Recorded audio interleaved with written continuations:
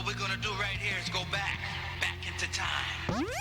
Yesterday on the Rich Eisen Show. Jeff Darlington, you said about a week ago you'd be shocked if Brady returned to New England. Your take on that subject now would be what? Changed? Same? Tom Brady is looking toward free agency as another adventure, a way to reinvigorate himself, a way to sort of face another challenge. So it's not merely about running away from something as much as it is also about chasing after something new. And I think Another Rich Eisen Show is coming at you right now. Y'all ready for this? Live from the Rich Eisen Show studio in Los Angeles. If I show up to an arena and ain't no fans in there, I ain't playing. I think the NCAA should go out and right now say for the first round, no fans. Heard nationwide, televised online at richeisenshow.com. This virus, for many of us, won't kill us, but we can sure spread it to somebody who is more vulnerable than us. This is the Rich Eisen Show. Go to the internet and read up on it. Today's guest, ESPN college basketball analyst Jay Bilas, Sirius XM football analyst Charlie Weis, MLB network analyst Dan Plesac, Ivy League executive director Robin Harris. And now, it's Rich Eisen. Oh, yeah, baby. We're here on the Rich Eisen Show live from Los Angeles, California, here on a busy Sports Wednesday right towards the middle of March. And it is that time of year. It is definitely that time of year, no doubt about it. It's that time of year. And you know how I know it's that time of year? Not only do we have Jay Bilas here on our show. Yeah, buddy. But we also have an email that I get every single year. Oh, no way. Really? It came? That email arrived today. Usually it's like the day after Selection Sunday. It arrived today. Oh, In advance amazing. of conference tournament play. I love it arrived today in advance of bracketology. It arrived today in advance of Jay Bilas joining this program. I gotta from the say, worldwide leader in sports. kind of miss getting that email sometimes. You know what? The email comes from the front office of the National Football League to remind all of us in the National Football League. You missed this email too, right, Mike, back in the day? I love this email. It basically says... I never gamble, though. Don't you even think about putting your name into a March Madness NCAA tournament bracket pool for money. For money. For money. Let me see if I got it right here. Let me get the exact language here from the National Football League. It's okay to put it in for quote-unquote bragging rights. Is that really in the email? Bragging rights. Oh, my gosh. It's okay. Who writes this email? Who writes this email? I don't know. There's all I know a is that's team in Las Vegas. It's that time of year. It is March Madness. It's that time of year. I'll tell you what. One of the more fascinating, interesting, wonderful things is to get an email like that and to try and figure out what to do with it other than just say, not a problem. I'll go on the Rich Eisen Show, put my name into the hat with Brockman and Mike Del Tufo. And Mike, TJ gets added this year. TJ and my kids. And it's time for that March Madness tournaments to go down. With the exception of the Ivy League. The exception of the Ivy League. And that's why we've got the Ivy League Executive Director, Robin Harris, joining us in the very end of hour number 3. She made the decision, along with obviously a host of help from medical and public health professionals, to go ahead and cancel the men's and women's tournament. Tell the regular season champion for the men in Yale and Princeton for the women, you are now going to be cutting down the nets in an NCAA tournament. Fascinatingly enough, that's going to have a whole bunch of conference tournaments this week and next week being planned to be held in arenas filled with thousands and thousands and thousands of people. Yeah. So what I guess the Ivy League has decided to do is beyond what the NCAA is planning on doing right now. So we'll talk about all of this with Robin Harrison. First up's going to be Jay Bilas here on our program. All right. First up's going to be Jay. Yeah, we'll take a look at what the bracketology may be and how this may go down, and obviously the Ivy League's decision, and obviously the decision of the NCAA to go ahead and just keep going on and keep it going. So that'll be coming up here on this show. Also on our program, Charlie Weis will be here. I want to kick the tires a little bit on what he told Golick and Wingo earlier this week, that Tom and him, TB12, and he have been in contact, and Tom said, go run, tell that. I don't know anything. Nobody else knows anything. You know, and if you think I'm beating this drum, I'm not the only one in this business. You know, I look up and I see what competition that we go against every day, what they talk about. And TB12 is right there front and center on many other radar screens because he's the one domino. Amazing. A guy turning 43 years old at the quarterback position is the largest domino to tumble, and that's going to start tumbling 1 week from today. Officially, the new league year is going to open up. And the next 5 days are going to be insane. Between now and Monday. Going to be nuts. Because the collective bargaining agreement vote is going to come in from the Players Association on Saturday. We will know at some point, I presume, before the Monday franchise tag window that was extended 2 days because the vote from the collective bargaining agreement players was extended 2 days. That window closes 1 minute before the window opens up on the negotiating period, the 2 days that the league says before free agency. All right, I know you guys have been talking to each other, under the table years past. We'll just let you guys talk about it. No tampering. Go for it. That window opens up 1 minute after the franchise tags, and that's when technically Brady can start talking to other teams for a 48-hour period. I'm sure there's some communication going back and forth. Still no word from Santa Clara, California. Silence is deafening. Well, or they just like, we're not going to give any credence to the fact that Jimmy G's our guy. Why do we need to go out there and tamp this down? What's the point? That seems most likely. Yeah. That's not the most fun for you and I and everyone else in this business. And then Wednesday, new league year. So in the next 7 days, these questions are going to get answered. In the meantime, we're searching for any answer we can get Jay Bilas before Charlie Weis. And then Dan Plesac to talk a little bit of baseball. You know what?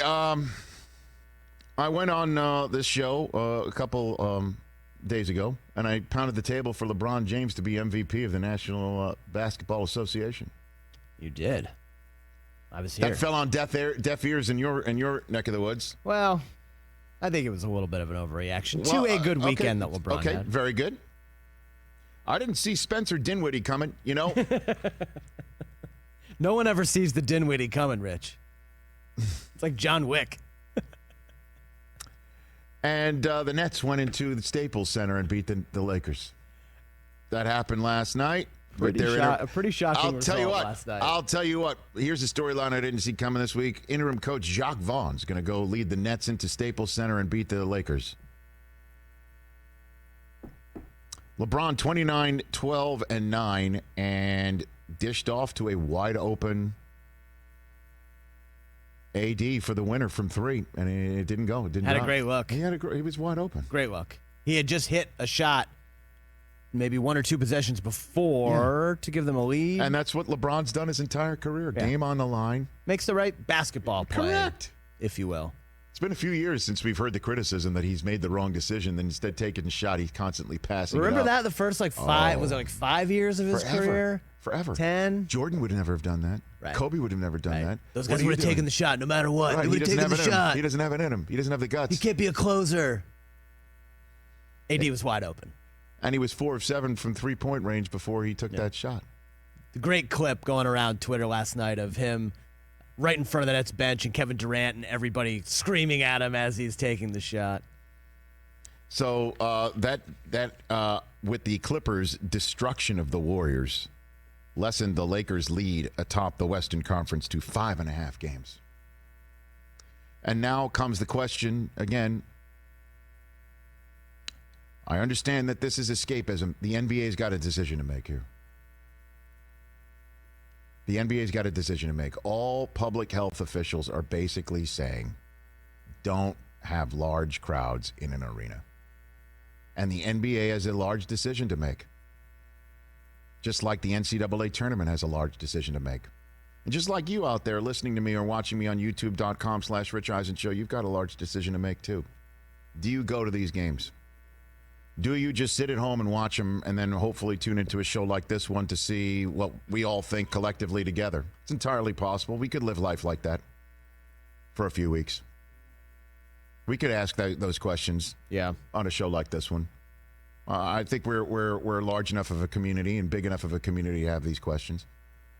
I know I'm not bringing my kids to a spot like that right now.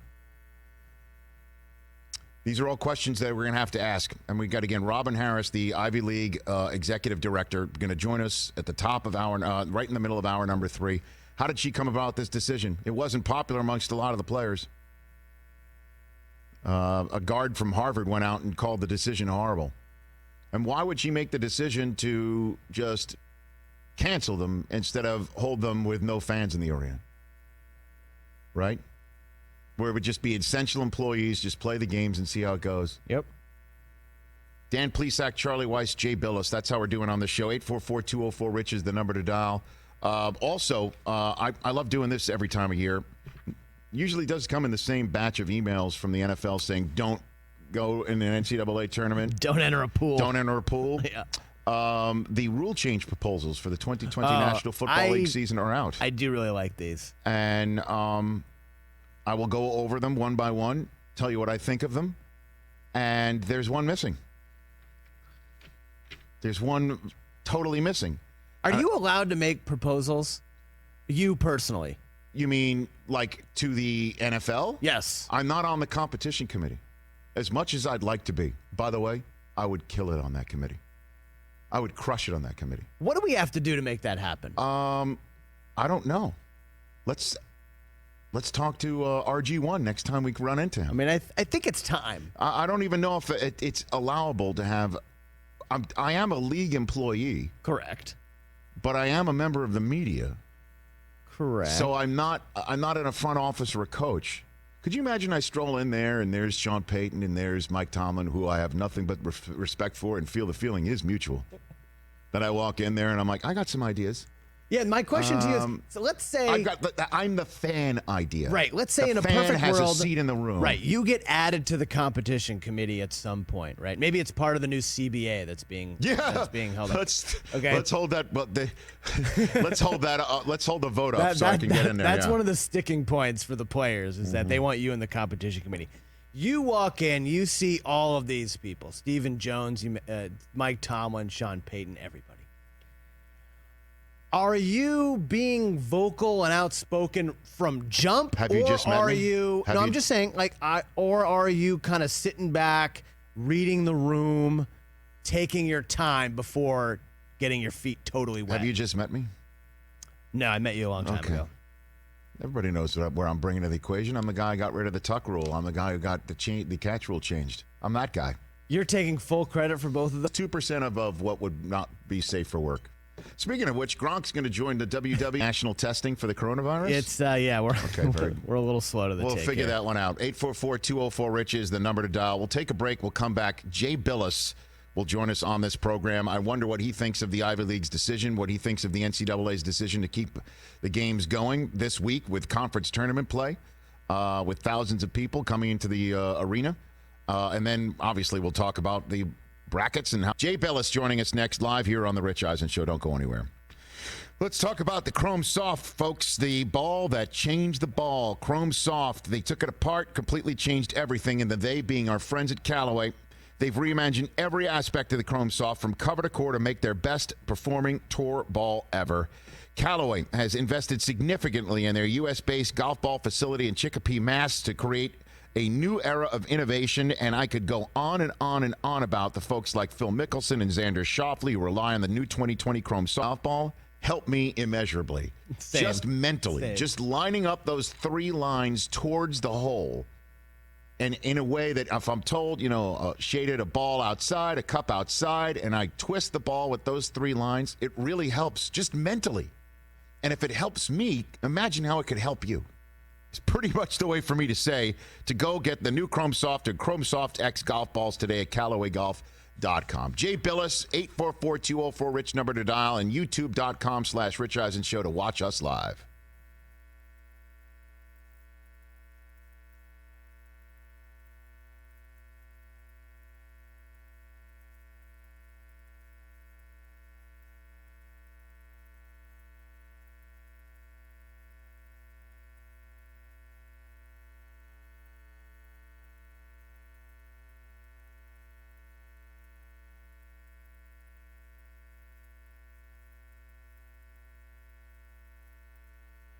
All right, everybody.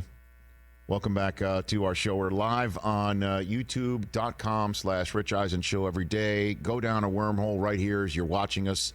You could see all the videos. We got 11,000 videos from the 5+ year history of our show. So many videos. We have yesterday's show. We've been on YouTube now for a full week, right? This is our day 6. Day 6. So you can go and check us out again live every day and figure all that stuff out here on our show. What are you going to do right now, Mike? You coming over? This is the way we're working live on the air. You got to fix something? Yeah. What do you got to fix? Oh, we got to fix the live situation. We got a live situation. Is it off? Yeah. There we go.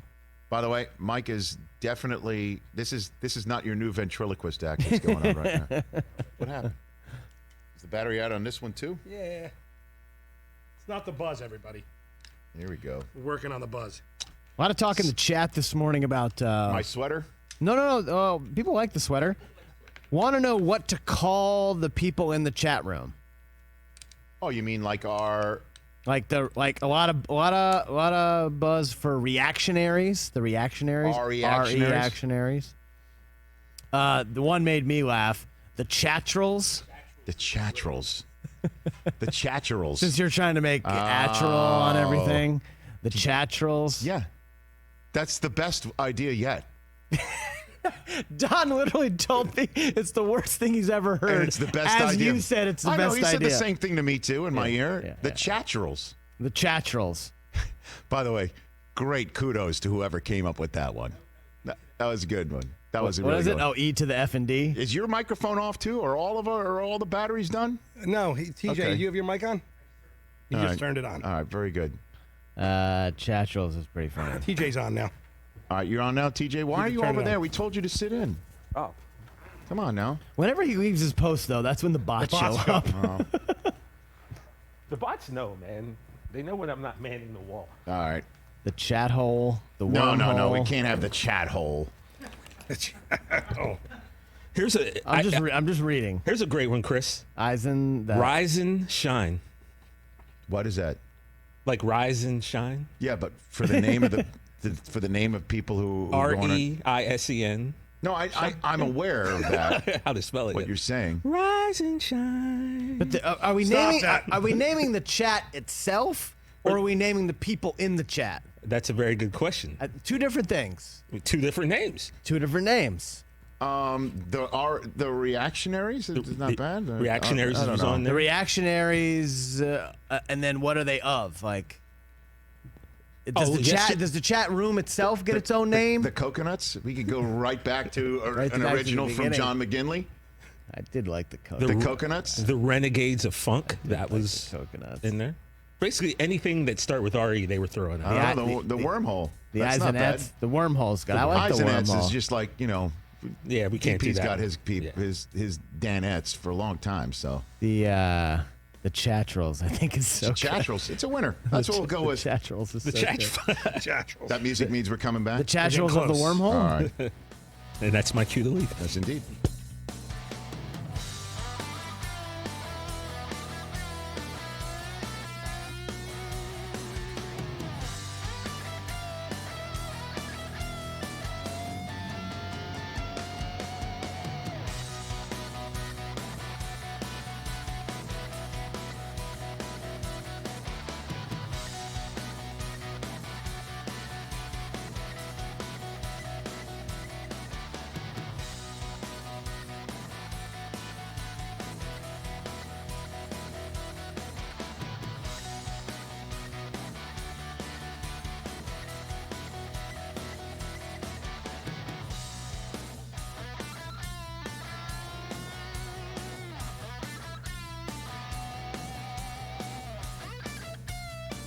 Welcome back to the Rich Eisen Show. Jay Bilas calling in from the worldwide leader in sports in a moment. While we're in a commercial break, Rutgers made an announcement about its school sporting events, Christopher. What happened over there? Yeah, so Rutgers posted a statement about this, their response to coronavirus.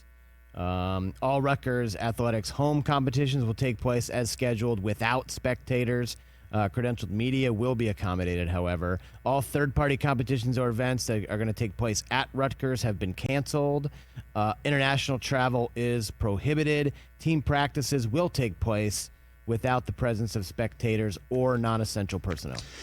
Well, that's the backdrop of what normally would be a week to just celebrate, sit back, and just enjoy the madness and go crazy. And we still can. I mean, we still can and we still should.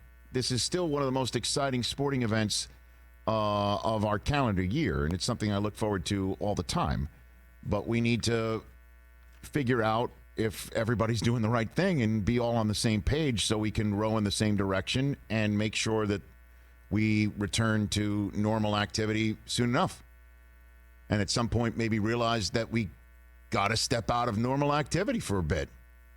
And we're all big people here in this great country, in this great society, and we got to figure this out. Joining us right now, that's, again, the backdrop of the NCAA tournament that's about to get its brackets. What is your thoughts on the subject about clearly what the Ivy League executive director Robin Harris did, and now schools are apparently taking into their own hands about decisions on whether to hold games with fans or not at all? What are your thoughts here, Jay? Well, oddly enough, I went to law school with Robin, so I know her. She's fantastic, and she's representing all the presidents who came to that joint decision about the Ivy League tournament. And there are only 4 teams in the Ivy League tournament, but it's on campus at Harvard this year.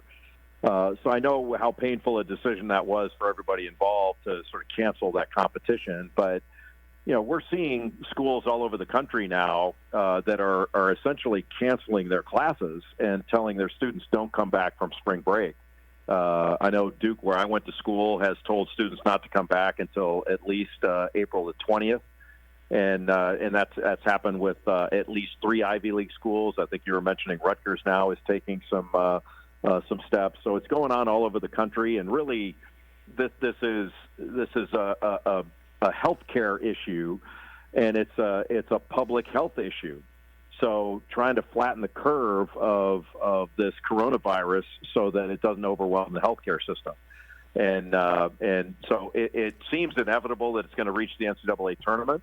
And it's not just the men's tournament. Like the women's tournament is being played going to be played at the same time. Mm-hmm. And the women's tournament is played on campus sites to begin. So Stanford's already said they're allowing limited spectators at events, and certainly that's going to have to affect the women's tournament. And then the optics of it for the NCAA as to can they do what do they do? They can't. It's almost like they can't let everyone else take these measures, and then all of a sudden, but yeah, 75,000 people come in and watch us. That's going to look a little odd. Well, I mean, again, you're a basketball analyst with a remarkable legal background, as we heard from you many times. So you're not an expert on public health, and I don't mean to put you in the position of being one. That said, do you know what the machinations or the decision-making process with the NCAA would be to make a decision so monumental with the first 4 happening in a state where the governor said don't do it, or they're asking, they're not demanding, and then there's a first-round series, I think, in both men and women in the state of Ohio as well, first and second round? Do you know what the decision-making process is actually behind the scenes on this front, Jay? Well, they have a panel that they've put together to give them advice within the health professional field, and they're in contact with the CDC and other organizations to give them advice. The statement that the NCAA put out, and again, there's a difference in this regard between the NCAA office in Indianapolis, Mark Emmert and all his employees, and the conferences. So, like I'm at the ACC tournament right now. The NCAA has no say over how the ACC runs its tournament. If the ACC decides to allow spectators, not allow spectators, that's not Mark Emmert's call. The NCAA tournament is his call. And so as to how that tournament is conducted, that's going to be the call of the office in Indianapolis, with input from the membership, obviously. But they've got a panel of healthcare experts, and then they've got their own healthcare experts that are employed by the NCAA. And the statement they put out yesterday, that Mark Emmert put out yesterday in the NCAA, suggested that no one has told them that they cannot have competition, that they have not been advised that they cannot hold competition.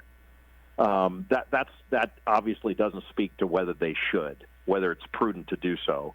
But I think they're going to handle this well. I'm optimistic that they're smart enough and they have the advice and they're going to take all appropriate steps. Like, this is different from should they pay the players or all this other stuff and their policies in other areas, which I think I do not trust them with.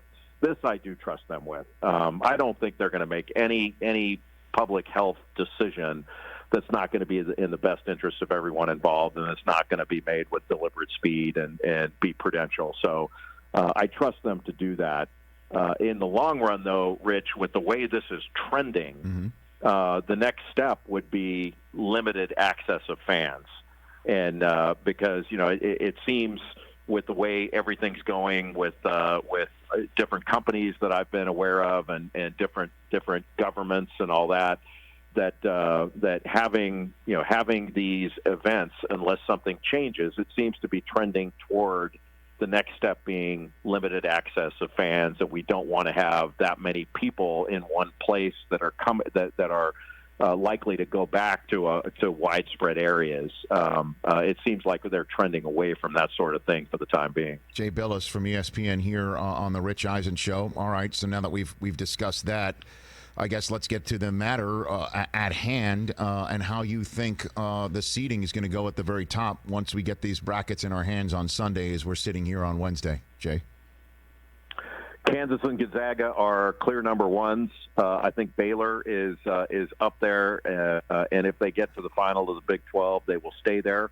And then I think Dayton has jumped San Diego State. I think the only things that could change would be based upon if Florida State were to rip through and win the ACC. Maybe they could jump up there. Duke would be a possibility, but and then Michigan State, I think if they were to win, they could do that. But outside of the top seeds as they stand now in all these different bracketologies that you see, I don't see a whole lot of teams jumping up there. There has been, outside of, like I mentioned, Kansas, which has lost 3 times and have only lost to high-level opponents. Gonzaga's only lost a couple of times. Baylor's only lost 4. Dayton, I think, will grab a number 1 seed if they win the A-10 tournament. They've only lost twice, and they lost to Kansas and Colorado, both of those in overtime. Everybody else has a lot more losses and a lot more blemishes, and it's hard to see a bunch of teams with the opportunity to leapfrog those that are already there. Well, obviously Dayton's the one with if you can have a team that's won 29 of 31 wearing a glass slipper, they'd have to be that one, or obviously San Diego State at 30-2. Do they have the ability, do you think, to cut down the nets when it's all done, like take it all down when it's said and done, Jay? I think so. I think Dayton does, and I think both of them are Final Four capable. Obviously a team's ability to get to the Final Four, there's a lot wider swath of teams that can navigate 4 games in a bracket where somebody falls down in front of them, something like that. Winning 6 is a lot different.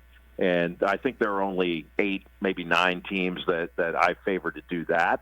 It doesn't mean it's impossible that you can't see somebody like Butler break through and do it like they almost did in 2010.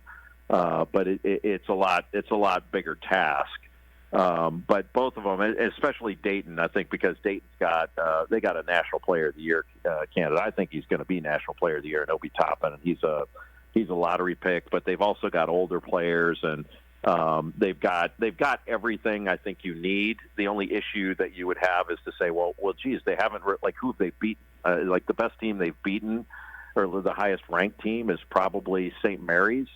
They beat Georgia, but Georgia's not that great. They beat Virginia Tech. Virginia Tech's not that great. Their best win was probably their loss against Kansas. That was their best performance. They were magnificent in that game. They lost in overtime to Kansas in Maui, which is one of the 5 best games I think that was played this year as far as level of play, and the 2 heavyweights taking a swing at one another. But they're legit. They're very, very good. But you know how it is, Rich. If they lose in the Sweet 16, right, people dismiss them and say, "Oh, I told you they weren't that good," stuff like that. Who's on the bubble for you, Jay? Who needs to have a big conference tournament week in order to get in? There are a bunch of them. I think Stanford has to win. Indiana has to win. I think Providence is going to make it into the field because of how they finished up, but I wouldn't go losing in the Big East tournament if I were them. I think teams like Cincinnati, Richmond, those teams have to win. But outside of that, I think it's I don't want to say it's fairly clear, but there's not a lot of wiggle room for teams to break through, to sort of break through. There are a couple that can fall out, but there's probably 8 teams that are competing, and they've got really spotty resumes. I mean, to the point of being average teams. And I think one of the things that's kind of interesting about this is, there are when you look at this event, like this is the national championship event, and man, when people say it's not fair to the little guy, I always kind of push back on that and say, hey, look, it may be more difficult for the little guy, but it's ridiculously fair. And because the little guy gets to win their conference tournament and get in, and then they have the opportunity to get in as that large, and without playing as tough a schedule. So I think it's really fair. All right, Squirt, let me just walk in through the front door. What about my alma mater, Jay? Does Michigan and Juwan Howard have to come up with the W's, plural, in the Big Ten tournament in order to make it? What do you think? I don't think so. I wouldn't recommend to anybody losing, but I think Michigan's going to make it in because of the quality of win they have and the fact that Isaiah Livers was out for so long. That gives them a little bit of wiggle room there, at least some argument that, hey, wait a minute, we didn't have our best player for this length of time, and when he went out, we were being touted as a top 5 team, and they actually were ranked, I think, 4th when he went out. With him healthy and their whole team healthy, they're top 25 good. So I can't imagine a scenario absent, looking horrible in the Big Ten tournament where they don't make it. What about the blue blood of UCLA out here, losing on a buzzer beater to USC? They're both in the other receiving vote column right now with just single digits. What do you got for me on that front, do you think?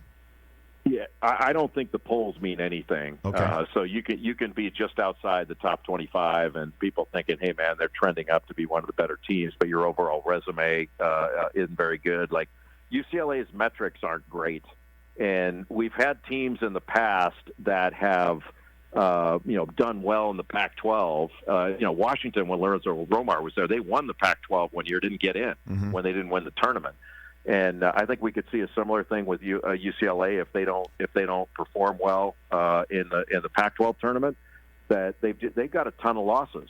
And I think they've lost 12, maybe 13 games, and they've won 18 or 19. But, I mean, now Hofstra just made the tournament, which is one of their losses, and they lost to Cal State Fullerton. North Carolina beat them. And they've lost to some of the teams, but most of their losses within the conference have been pretty good. So I think they're in decent shape, but I wouldn't feel comfortable. I think they should. I think they should win a game or two in the Pac-12 tournament, or they can get pushed out. A few more minutes left with Jay Bilas from ESPN here on the Rich Eisen Show. I'd love to get your thoughts on what happened to John Beilein with the Cavs, and if you think that there's any cautionary tale in there, or this is just an outlier of a top-notch, big-time college coach going to the NBA, and it being just a bad fit. Is there a moral to this story otherwise, do you think? Well, yeah, it's a good question. Rich, I'm not one of those that says, well, college coaches need to serve as an assistant in the NBA. They don't know the league and all that stuff. Like, Brad Stevens and Billy Donovan got in the league and done just fine. The difference is they went to good teams that had that had good players that had a chance to win. And, I can give you a long list of guys with solely NBA experience that have been miserable failures in the league because they take bad jobs. And John took a bad job, and one where it was going to take a long time to turn around.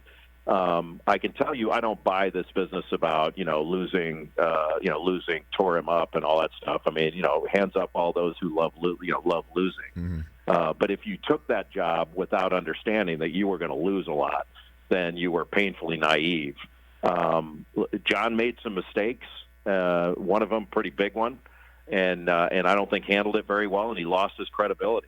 And so whether he got burned out as a result of it, I haven't talked to him, but I don't know what he's a great guy, and I think he's a great coach. I think if he had taken a better job, it would have worked out for him a lot better. But ifs and buts, you know how that goes. Yep. But I'm hopeful that he'll get back into coaching on the college level. I just don't know whether he wants to retire straight out, whether he wants to move his wife again, what he wants to do going forward. I haven't talked to him. Right. And then the last one for you. What'd you make of Archie Miller's comments about Sesame Street and bracketology and all that business? And Lenardi? What'd you make of that one, Jim? Yeah, I don't know how you feel about this, but I'm one of those that says, we in sports media, we get to say whatever we want.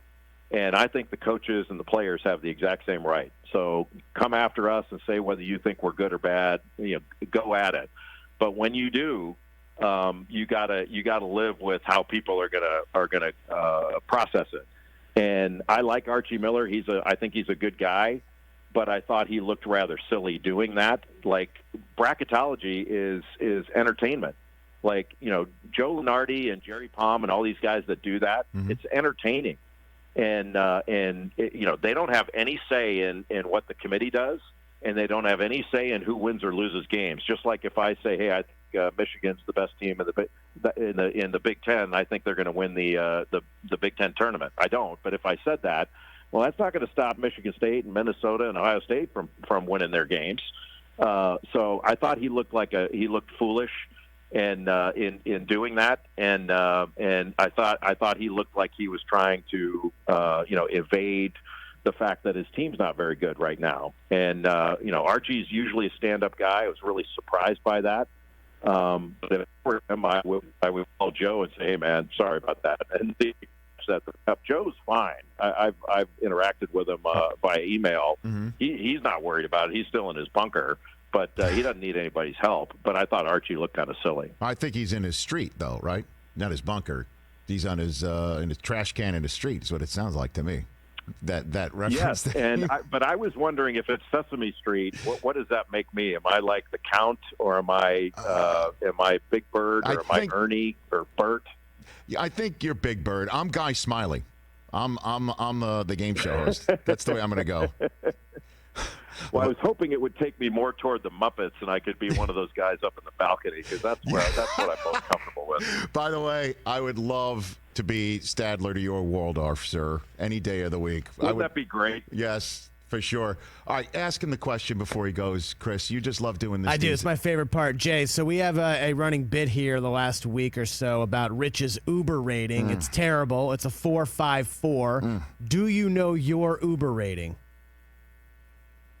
Oh yeah, I'm a 5. I get because I not only tip them on the app, I give them cash afterwards. Oh, a double tipper! You're a double tipper. I'm a double tipper because, well, first of all, I get a lot of sob stories from Uber drivers, but right. I can't believe how cheap. I just can't believe how cheap that is. Like, there are two things I tip above what I should, or at least what seems to be required. And that is Uber and DoorDash. Like, to have somebody bring something to my door and walk away with $5, I think is obscene. So I tip on the app, and then I tip in person. All right, Jay. Not that I don't believe you. Again, you're above repute, but I would like a screen grab of it, please. Text it to me. Yeah, we want to see that 5. We want to see it. We need receipts. I'll shoot it to you. Yeah, I'll shoot it to you. Yeah, shoot it to me as soon as you hang up, and we'll put it on. We'll put it on our show. Amazing. But that's inflated. Clearly, you're going to be 5-0 if I've done that a couple times too. If you're pressing dollar bills into somebody's hand, Jay. I do that, man. Occasionally, whatever it takes. You're gaming the system. No, I'm not. I could call a car service like you most of the time, but if I'm going to do Uber, I'm going to treat them like a car service driver. All right, Jay. By the way, respect. I also don't leave my Taco Bell in the back. That might be a problem. Take care of yourself, Jay. Let's chat soon. We'll chat during the tournament, hopefully. See you, brother. All right, here you go. That's Jay Bilas. At Jay Bilas on Twitter. At Real Deal Jay Bilas on Instagram. Jay 5.0 Bilas. Jay 5.0 Bilas. I mean, the extra money, I do that occasionally. You give that money too? Occasionally, I do that if I've had a couple. Wow. But the whole concept of when we started Uber was you don't pay anything. There's no cash involved. But then they added the tip. And then, no, but that's fine. I hit the tip. But there's no... But you do the 5, 10, 15, 20%? I mean, I always custom amount it. There's a button for. Oh, you see? Wow. It's my phone. Dang. All right, we'll take a break. 844-204-RICH. Come back. The new club playing rule proposals in the National Football League for the 2020 NFL season. I love one of them. One of them is going to get very popular support, but I don't think is workable. And then there's one missing. We'll run through them all next on the Rich. I mean, the chatcherals out there. Wow, yeah. There's There's new. no who What? cash tips an Uber driver, huh? Yeah, I've done that. Sarah, Watch. I gotta say, Sarah does it. By the way, watch my 454 go way up. It's now I understand. Now it's going to go way up. Like buying votes, Huh? like the '60s in Chicago. How about $1 for every star you give me? How about that? Is that the good start? That's a good start. How about it? a good Abraham start. Lincoln's part of my Uber driving now, and It's a good start. a perfect ratio dollars to stars, and that's what I say. Dollars to stars. I think you'd be very upfront about it. I am paying you for my. I'm paying for a 5.5 star But rating. that's like paying for followers on Twitter. It's inflated, right? It's not a clear indication of your popularity or a clear indication of your personality if you're tipping, unless, hold on a minute, you are just doing what Jay Bilas says, tipping for service for somebody who deserves it, as opposed to me basically saying, I'm bribing you for, I got to get my rating up, man. I'm desperate. This guy, Tommy Meyer, says he is given over 9,000 rides, and your rating is average. Average. He gets plenty of riders below you. But we haven't met them yet. You're the lowest I've ever heard. 454 crew, says somebody says that we should be called. Yeah, I think it's either the 454s or the 454 crew Right. for the chat guys. That's great. Oh, them. No, we're just Oh, By the Oh, way, the chat. in terms of the Chat Venn one. diagram of the listeners and followers that we get fresh off of Dan's show and fresh off of McAfee's show. That's great. You could tell the McAfee Venn diagram, the Venn diagram that this circle Sure. of McAfee, this circle, Rich Eisen show, and that's where it meets. You could tell the Venn diagram area of the people who proclaim their love for vitamins on our chat page. yes. We see you. We see you. We see the vitamins. We don't smell it, but we see it. We're here in our Los Angeles studios. Might be a gummy situation. We see it. All those folks out there. The 454s people want to be called. 454s. I love it. Listen, I really appreciate the passion of all of our YouTube viewers. Our audience is growing every day here on this medium, and because it is that. But don't latch yourself to the 454s because that number It's going up. going up. It's going up. Are you going to take rides just the rest of this week? I'm Just going to take rides like Around- Floyd Mayweather. Just around town. I'm going to show up like Floyd Mayweather in the back of these Ubers now, man. I'm just going to start. You're going to have a backpack full of cash? That's it. I'm going to show up like Floyd A Mayweather. Gucci bag of cash. I'm going to Uber around like Floyd Mayweather. Gucci bag. Yeah, you're going to have your kids carrying the Birkin bags Birkin bag. full of cash? That's how I'm riding from now on. Cooper, hand me the bag. Come on. Okay? Just bricks of ones. bricks of Like Pass a them out. music video. Just that's it. I'm going to be like this the entire time. Huh? Early 2000s Sharon, hip-hop video. I am going to whatever Uber driver picks me up in the future, you best have an umbrella because it's going to rain inside that vehicle. Yeah, hand out your residual residual check. checks there, buddy. We haven't opened residual checks in a while. I opened up a couple last night at home. I'll bring them in. We'll reboot that segment. Amazing. Oh, man, that's funny. Is this a new GIF, by the way? This thing Yeah, right here? I mean, I hope so. It will I be gotta in hold about- it up. I gotta will be hold in it up about higher, right? 5 minutes once TJ. By the way, gets- I'll be honest with you. I'll be honest with you. Again, I know what I'm saying and how it's going to be viewed. It's tough for me to do this right now because my tennis lessons. I've got a little problem right here. Oh God. Yeah, a little How's right the here. plantar doing? Right here, plantar's a little better, Better. but right here's Baseball now working? It's now right here. This ligament, well- a wrist ligament. Well, wrist thing. I had one. on the Yeah, over- I'm not doing the Tim Well, Oliphant yeah, brush. Oliphant. I'm not brushing. Yeah, you gotta go over. Remember, I went like this, Yeah, and he you- starts laughing. The Top spin, brush. top spin.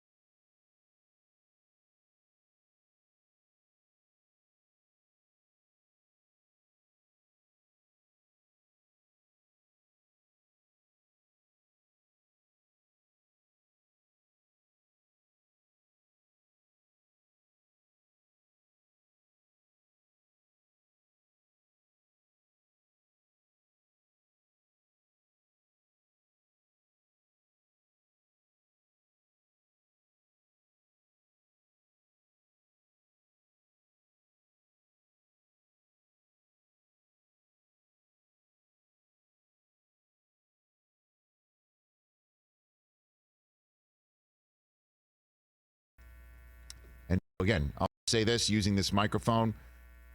Everybody research it. Go out and look at articles and science-based articles on the subject and what people who are experts in public health and epidemiology are. That's you should just seek all that out and find and wash your hands a ton. Just keep washing them. And stay home if you're sick. And as long as we're healthy, we'll be here on this show, and you could stay home and watch us. We'll be here for you. Absolutely. We'll help you out best we can. 844-204-RICH, number to dial. Now then, youtube.com/Rich Eisen Show to watch us. At Rich Eisen Show on Twitter to follow us. Same on Facebook and Instagram. So, the NFL every year prior to its owners meeting, which may again be up in the air in terms of all getting together in person, the owners meeting is going to be later on this month in Florida, and I believe it's in Florida, and they're all going to get together and vote on club rule change proposals. The competition committee proposals will be circulated to the clubs later this month, according to the National Football League. And just a few to run down. Most of them being suggested, by the way, by the Philadelphia Eagles. They're very, very busy bees in their front office. They want to modify the blindside block rule to prevent unnecessary fouls. I don't know how that would maybe affect, say, what happened at the end of the Bills-Texans playoff game. If you remember, there's a blindside block called on. Yes, I do remember that. Was that on... I forget the actual player, the offensive lineman who blew up a Texan, and that blew up the Bills' chance to perhaps win that game and run out the clock and win that game. Or win it in overtime. One or the other. Okay, yeah, I think they were moving the ball down the field and maybe get a shot to win that game in overtime. Cody Ford. Yeah, Cody Ford, right? I don't know if that affects it. Speaking of overtime, this one I like, and I hope they do it. Philadelphia would like to have an alternative to the onside kick, which in the new rules to prevent concussions in kickoffs, where they have reconfigured the manner in which you can line up for a kickoff and when you're allowed to take off for the kickoff, has totally made the onside kick impossible to pull off. Just 7.7% of onside kicks, lowest in forever and a day last year, were successful. So a team, instead of going for an onside kick, could keep possession of the ball by converting a single 4th and 15 from their own 25-yard line. Let's do it. This proposal failed last year when the Denver Broncos proposed it from the 35-yard line. And so they've moved it back 10 yards. They piloted this in the Pro Bowl. They moved it back 10 yards, I guess, to make it more punitive to attempt it. And also, if you convert it for just the 15 yards, you still have more work to do. Right. So 60 yards to go. You still, well, unless you need a field goal, right, to tie. True. Right. And I'm mentioning overtime rules because that's also coming up in a second. I love this. I love this idea. Why not try it? How exciting would that be? 1 4th and 15 from your own 25-yard line. I would hope we'd get a lot of teams doing that.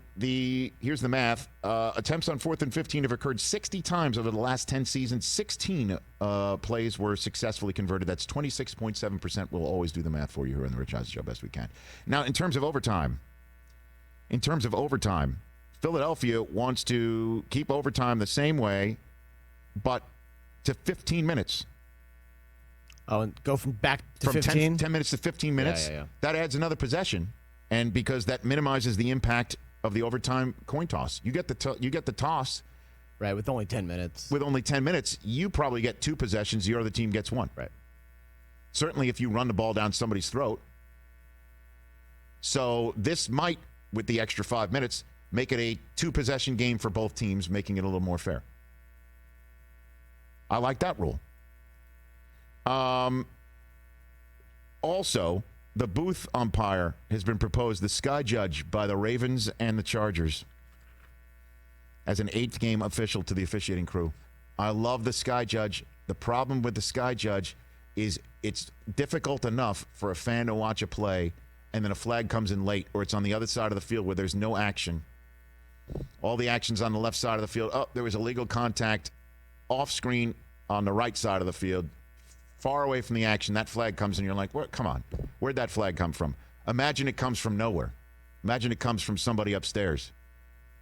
And let's just say the television crew didn't get the flag sign in quick enough. You're thinking, where the hell did that come from? And all the people out there who feel that things might not be on the up and up, suddenly the sky judge comes throwing in there. Right. Imagine all that. There's a lot to work through. Conceptually, I like it. But I don't know how that would work. I need to hear more before I say yes on that. In theory, it's great. And then last one, we're missing one. Fumbling through the end zone. You've been on this. Should never reward the defense that's given up so much yardage that the offense is the ability to fumble through the end zone. Defense on their heels. Oh, but that end zone right there. Just because they fumble it through the end zone and out of bounds 1 yard past the pylon instead of 1 yard in front of it, you lose the ball as opposed to getting it on the 1 yard line. That's nuts. I can't stand it. But that rule will stand for another year, it seems like. Drives me nuts. Absolutely insane. So I guess coach or quarterbacks don't reach for the pylon, even though it's an incredibly aggressive and exciting play, and you try to score. It's happened to Derek Carr 2 years in a row. I know that. 844-204-RICH, number to dial. Your thoughts on all that. Charlie Weis, Chris Brockman's news update, and more here on this busy Wednesday. 1 hour in the books on this radio station and youtube.com/Rich Eisen Show.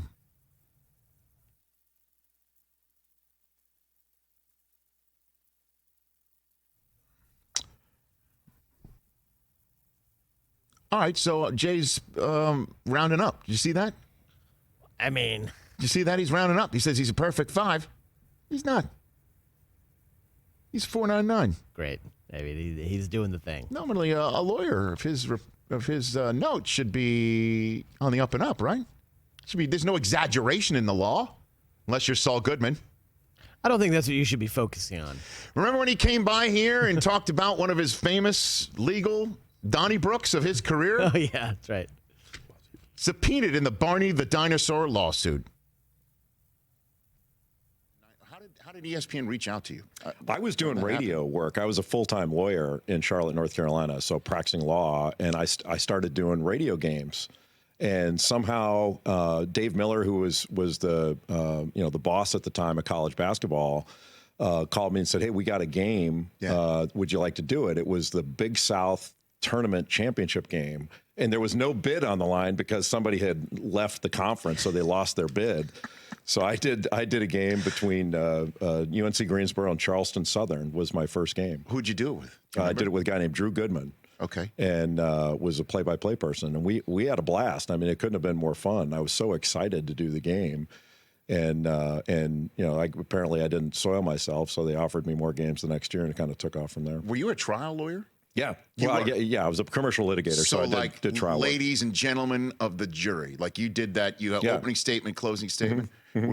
What TV lawyer were you like the most that we would know? Were you more Matlock? Were you more Law and Order? Were you Fire and Brimstone? I was probably more Law and Order type. Like the one case that I had that was somewhat gained some notoriety was I represented a costume manufacturer against Barney the Purple Dinosaur. So the group that owned the rights to Barney went around, and they have to do this, called Lions Partnership. They were suing people who were infringing upon the image and likeness of Barney. And so if you don't, protect your rights, you can lose them. So it just kind of happens that way. So I was representing a guy named Philip Morris, who owned a Morris Costumes. And he described himself as the Colonel Sanders of the costume industry. So, and he was a TV personality and all that stuff way back when, and couldn't have been a better guy. I really enjoyed. But he had this, they sold this thing called Hillary the Hippo, which looked exactly like Barney. And it was just being rented for people to do, parties for their kids and all that. So we wanted to settle the case right away, but they wouldn't settle it because they wanted to make an example out of him. Oh, no. So we went to federal court. And won. No kidding. Yeah, we won. And we wound up, then it went to the Fourth Circuit Court of Appeals. I had to argue about Barney the Purple Dinosaur one step away from the United States Supreme Court. And we wound up, we won some stuff on appeal, lost some stuff on appeal, wound up settling the case. Yeah. But it was the dumbest case you've ever seen in your life. And, you know, you go to law school and you like to think, well, I've learned something and I'm gonna be a highfalutin lawyer. And you're arguing before a federal judge about Barney the Purple Dinosaur. It was embarrassing. So when you are occasionally railing against the NCAA and the way they conduct its business, that's not the first time you put the system on trial, Jay. Yeah. No, it's not. It is not. When you have the audacity to take on Barney the Purple Dinosaur, and the worst part about it was my kids were little at the time. So they were Barney all day, and then they're Barney, and then I would go to work, and I'm surrounded by all this Barney nonsense. And then the funniest part, and because the case is over, I can say this now. Yes. I had the costume, the evidence of the trial. I had the costume at home for some reason. Yes. And my wife and her friends used it to have a birthday party for some of our kids. For some of the kids in the neighborhood. And they had all, this is back before cell phone pictures and all that. So they had pictures of all this. And I'm like, what are you doing? Do you realize this could end the trial right here if the other side got a hold of this? Is that why it never made it to the Supreme Court? No. Okay. No, we wound up, that never would have made it, period. But the fact that it made it to the Fourth Circuit Court of Appeals. I would have loved it just to hear Jay Bilas. Justice Rehnquist, I ask you. I subpoenaed Barney to the trial. Honest to God, this gets better. I subpoenaed Barney to the trial. The other side said, Your Honor, we can't do that. There are only 3 of these costumes in existence.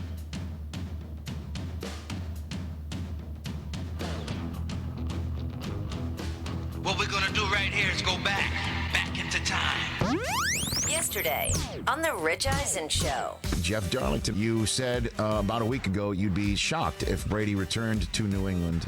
Your take on that subject now would be what? Changed? Same? Tom Brady is looking toward free agency as another adventure, a way to reinvigorate himself, a way to sort of face another challenge. So it's not merely about running away from something as much as it is also about chasing after something new.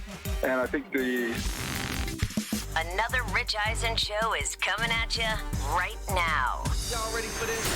Live from the Rich Eisen Show studio in Los Angeles. If I show up to an arena and ain't no fans in there, I ain't playing. I think the NCAA should go out and right now say, for the first round, no fans.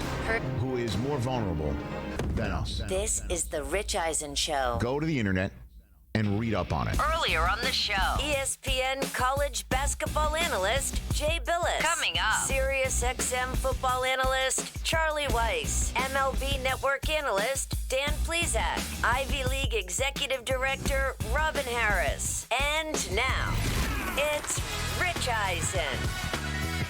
Hour number 2 of the Rich Eisen Show on the air, 844-204-RICH, number to dial to chit-chat. If you're listening to us on this radio station, we appreciate it. If you want to watch us, go youtube.com/Rich Eisen Show to watch us live every day between 12 and 3 Eastern Time.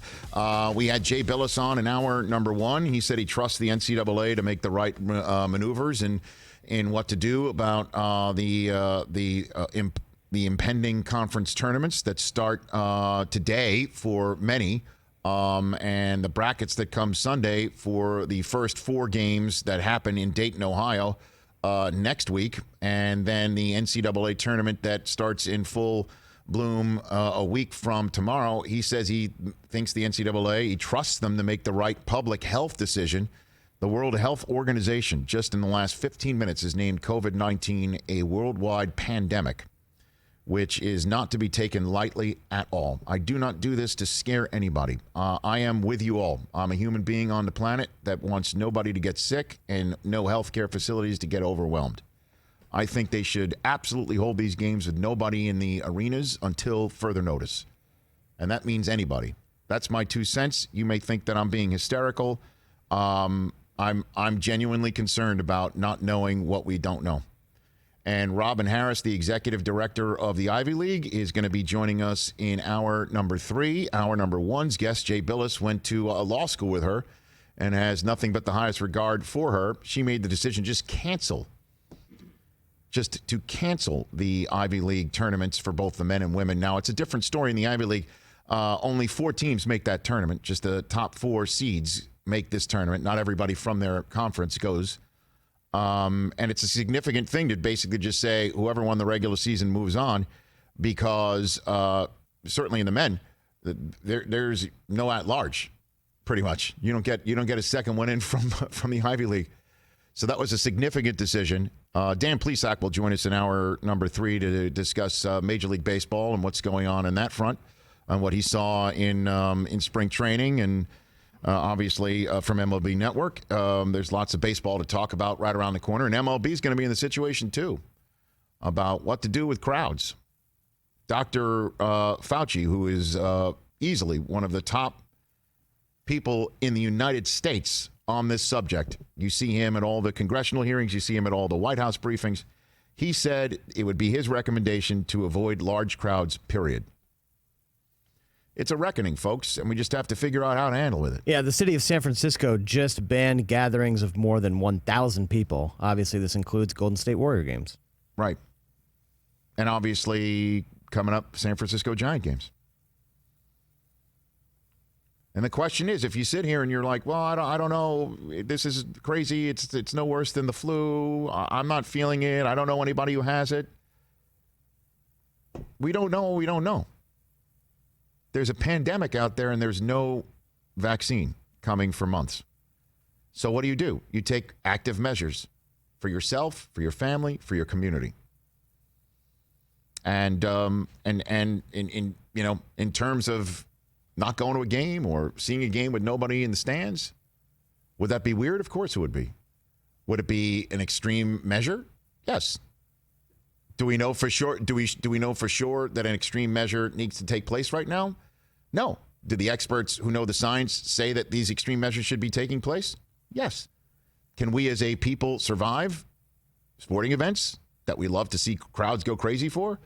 Can we sit through a couple weeks, a couple months of that? Ask the people in Italy. Yeah, you can. We can. Certainly if we want to just go back to normal. That's the way I'm looking at it. And like I said, I only speak my mind when I sit here at this microphone, and as long as I have this mic in front of me, I'll do it. 844-204-RICH, number to dial. Chris Brockman's, you got a poll question over there, do we? Yeah, I have one. Okay. Yeah, what do you got over there, Chris? Okay, so I'm going to go a little off the board here. Did you see this story that Larry Walker, soon to be Hall of Famer, so emergency goalies have been in the news after the Maple Leafs game a couple weeks ago. Larry Walker is going to be listed as the Avalanche's official emergency goaltender on Sunday when they host the Vegas Knights. Larry Walker is Canadian, dreamed of playing in the National Hockey League. Okay. Ended up being a Hall of Fame baseball player. Yes. But he is going to be the emergency goalie. Okay. For the Avalanche. Now, I have a would you rather here. Being goalie, I think, is one of the most frightening positions in sports. Yes. Here are a couple others. Would you rather be an emergency goalie, be an NFL punt returner, which is scary, yes, or compete in the skeleton? You know that event in the Olympics where you're face first going down the luge? Right. Which one would you rather do? Okay. Log on to @RichEisen Show. I'll give you my 2 cents. Which one would I rather be? I think a goalie in emergency goalie in hockey. I'll put my thumb on the scale on that. I'll give you. What would you rather do, or what's the most frightening thing? No, what would you rather do? Okay. I mean, all three of these are frightening. Okay, very good. What would you rather do? @Rich Eisen Show for you to go vote on the poll question right now, and we'll hit that with a retweet. 844-204-RICH is the number to dial. While Chris posts that, let me take a phone call from our buddy from Al in Dallas. What's up, Al? How you been? Goalie. Okay. Goalie, your survival rate, the skeleton is total death. Punt returner is kind of sort of death. Goalie, you could at least survive. You got pads, right? Sure. 100-mile-an-hour slap shots. Right. You got a fighting chance. I'm going to survive. I got pads on. I can take it off the cranium. I got a big head. Yeah. You know, my 4.78 rating on Uber will protect me. Richard, my God. 4.5. I don't know what to tell you, Al. I don't know what to tell you. 454. I'm generally taking Ubers when it's responsible for me to be taking Ubers. If you kind of get my drift. I do get your drift. Generally speaking, I get into there not in the best shape, and I'm a 4.78, and I sent it to our friend Christopher. So that's disheartening. If you got to go to the Jay Bilas route and start spreading the green around, I don't know if you heard, you're kind of in between spots. You may want to just hold off on that for a little while. Okay, sounds good. Market. I don't know if you've checked out the market. I know that markets are down 5% again today, so you may want to just hold on to the cash. You know what I'm saying? That being said, I couldn't agree with you more on what you're talking about. I spoke to some people earlier today. There are people not taking what's going on in this world seriously. And, there are people, we've become a me generation. It's about me, what I want to do, when I want to do it, when I want to do it. And, you may not get sick, but you can, let's take Brockman for an example right now. I mean, he's got a new baby at home. He can have the coronavirus for 14 days and not know it. And, people aren't taking this into account. And I'm not talking about having mass hysteria and being panicked and being a crazy nut, but I'm not going to any basketball games or soccer games or in stadiums where I'm crowded around people. I just don't think it makes any sense, and I think the NCAA would be very wise to have these guys play in empty stadiums for the first week. They'll have more people watching on TV, to be quite honest with you. Well, I think, and thanks for the call, Al. And I imagine that's part of your news update over there, Christopher. Brought to you by our friends at Honda. Brought to you by our friends at the Honda Ridgeline in particular. Stupendously stylish, along with the Honda HR-V. Available with all-wheel drive. The HR-V is ready to team up for your next adventure, so hurry into your local Honda dealer today.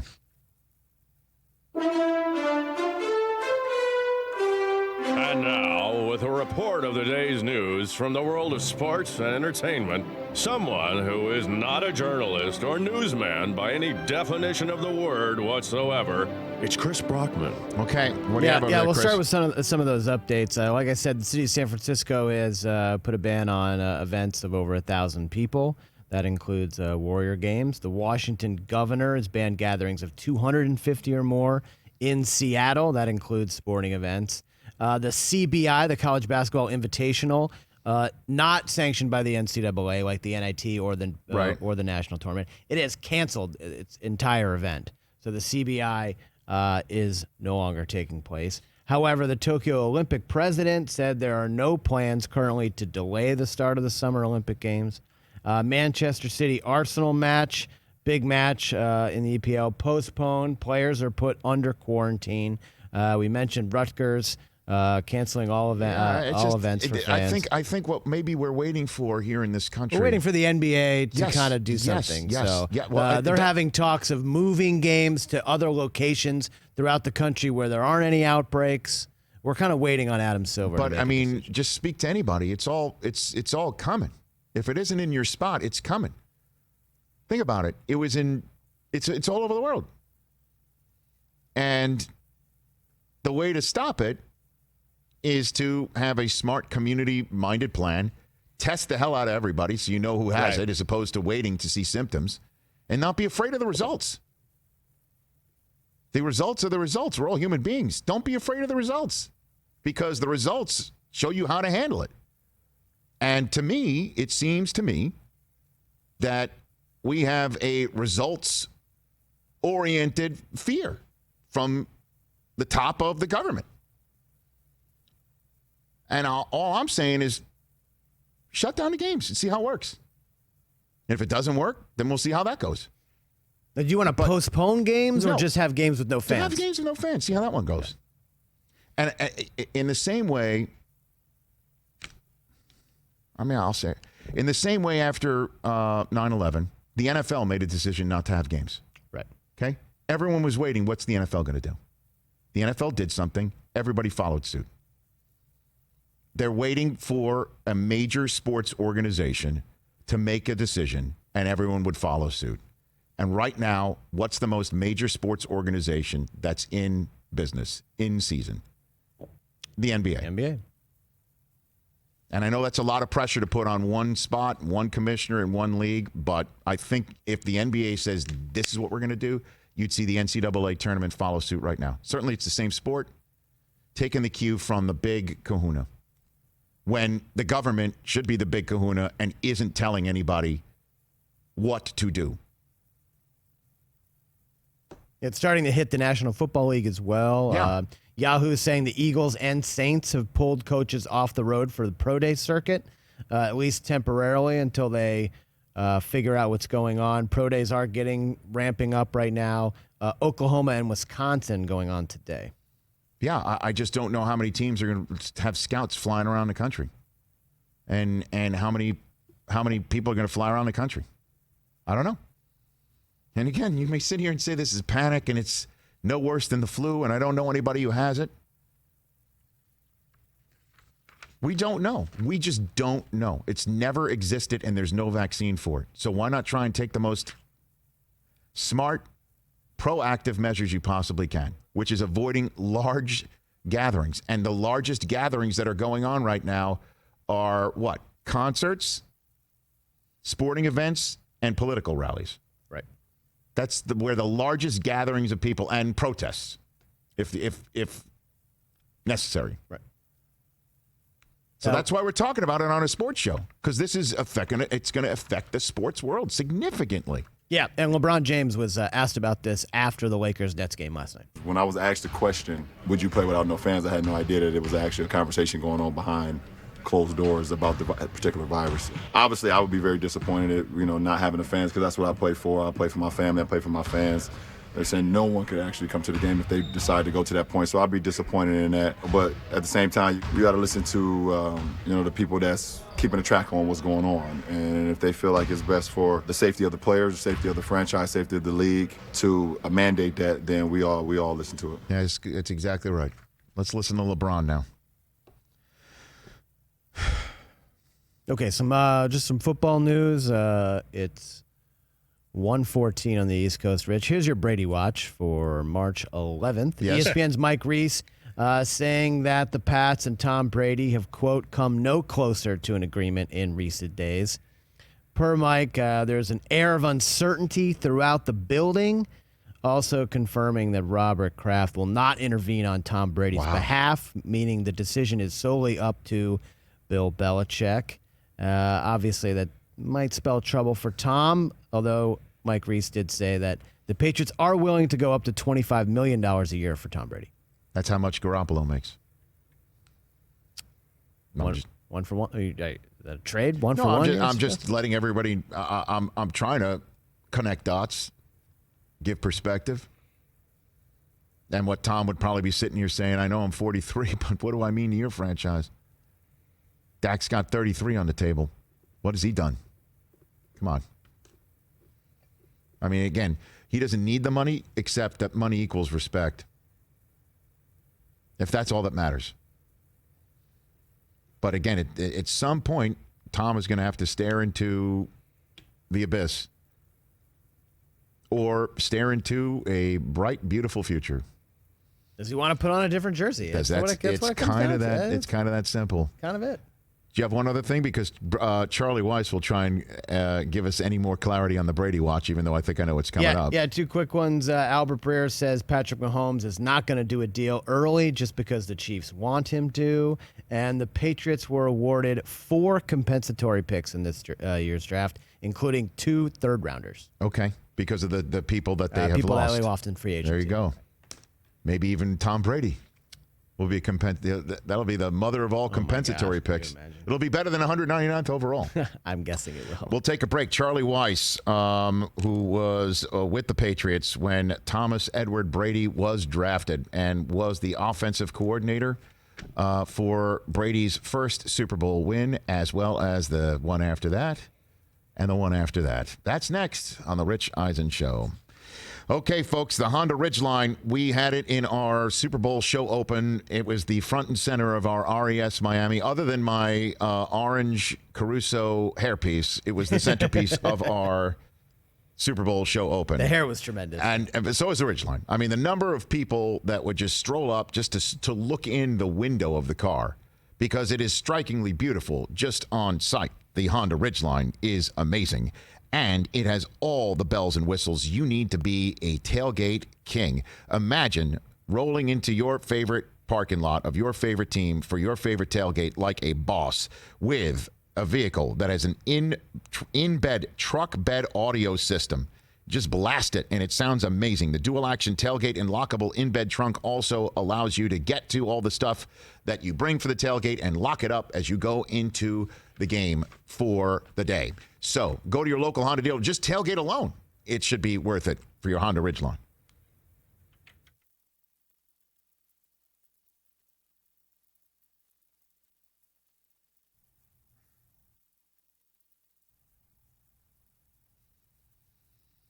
All right, welcome back to our show. I'm trying to invite Steve Austin on our 316 show. Oh, no, that's a But win. I think he's not in town. Oh, dang. So Bilas sent us his 499. He did. I then texted him saying, so you're 499 and not 5.0, huh? Wow.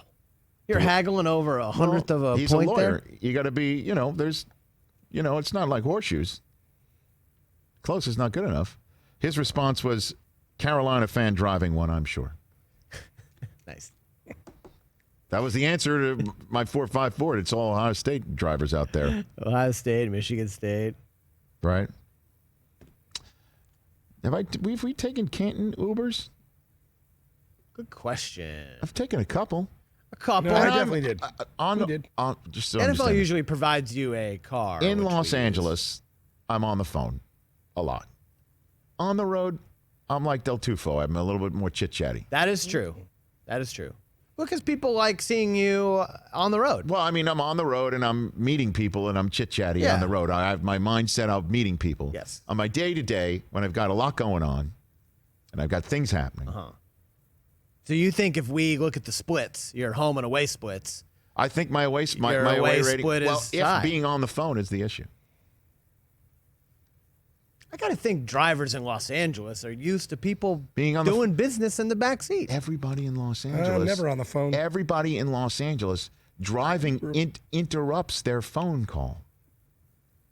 Uber. They're on the phone and drive while on the phone, not like not while being on the phone while You driving. give play-by-play while you're in traffic. The number of people who just because you're constantly going everywhere here in Los Angeles. I mean, just like anywhere else, it's a long commute. Yeah, my God.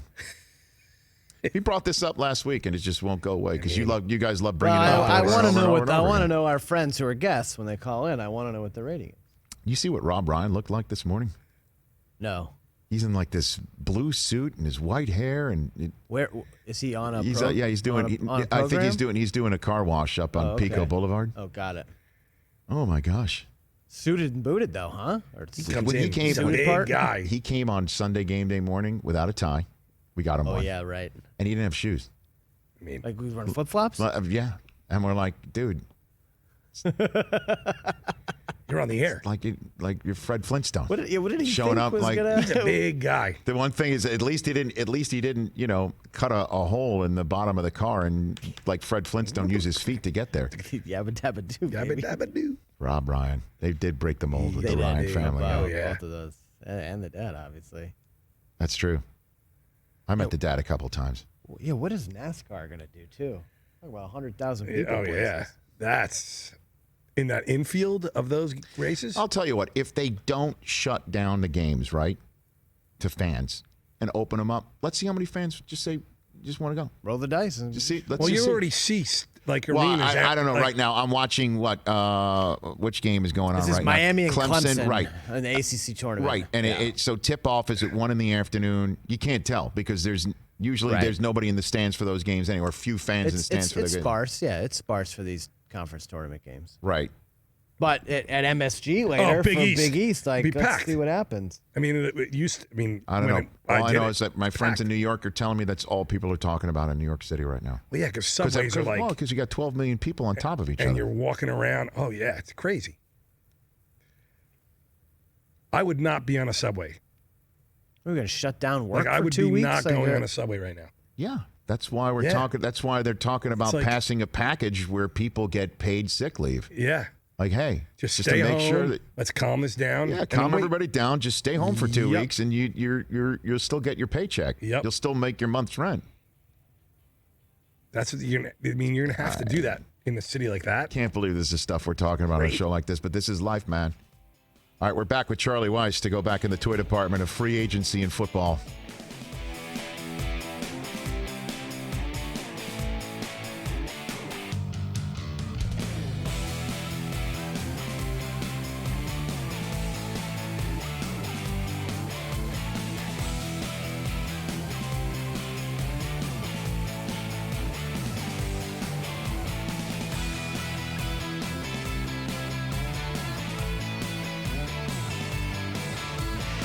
Welcome back to the Rich Eisen Show. 844-204-RICH is the number to dial. We'll talk baseball with Dan Plesac in hour number 3, and then Robin Harris, the executive director of Ivy League Sports, who was the first basically to flat out cancel a tournament, a sporting event, a conference tournament, making that decision in the Ivy League, sending Yale and Princeton on for the men and women without any conference tournament action based over concerns over the coronavirus and social distancing. She will be joining us in hour number 3 to walk us through that decision. That's coming up on hour number 3. Your phone calls 844-204-RICH, number to dial here on youtube.com/Rich Eisen Show. A man we had on, we heard we had to say on ESPN on our buddy Golick and Wingo's show, so we figured let's reach out and chat. I haven't spoken to this man in a very long time. Charlie Weis, how are you, Coach? Hey, Rich. How you doing, my man? I'm hanging in. How you been? Oh, just hanging down here in South Florida, rough in the rough weather, you know. I bet. 85 and sunny today, you know, another miserable day. I bet. Soak it all in, Charlie Weis. Well, first question is, when did you meet Bill Parcells for the first time? When did that go down? Oh, I met him officially in 1989. You know, I had bumped into him at the Shore several times, but Jersey Shore, right? At that time, I was just like a fan. So, you know, like I wasn't like I went up and talked to him. But in '89, I'd say, is when we first met. And then, how did you wind up with him on his staff? How did that go?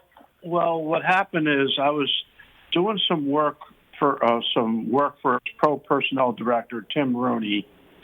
And then after that season that I did this work for Tim Rooney, Lamar Leachman, who was the defensive line coach, left and went to Detroit.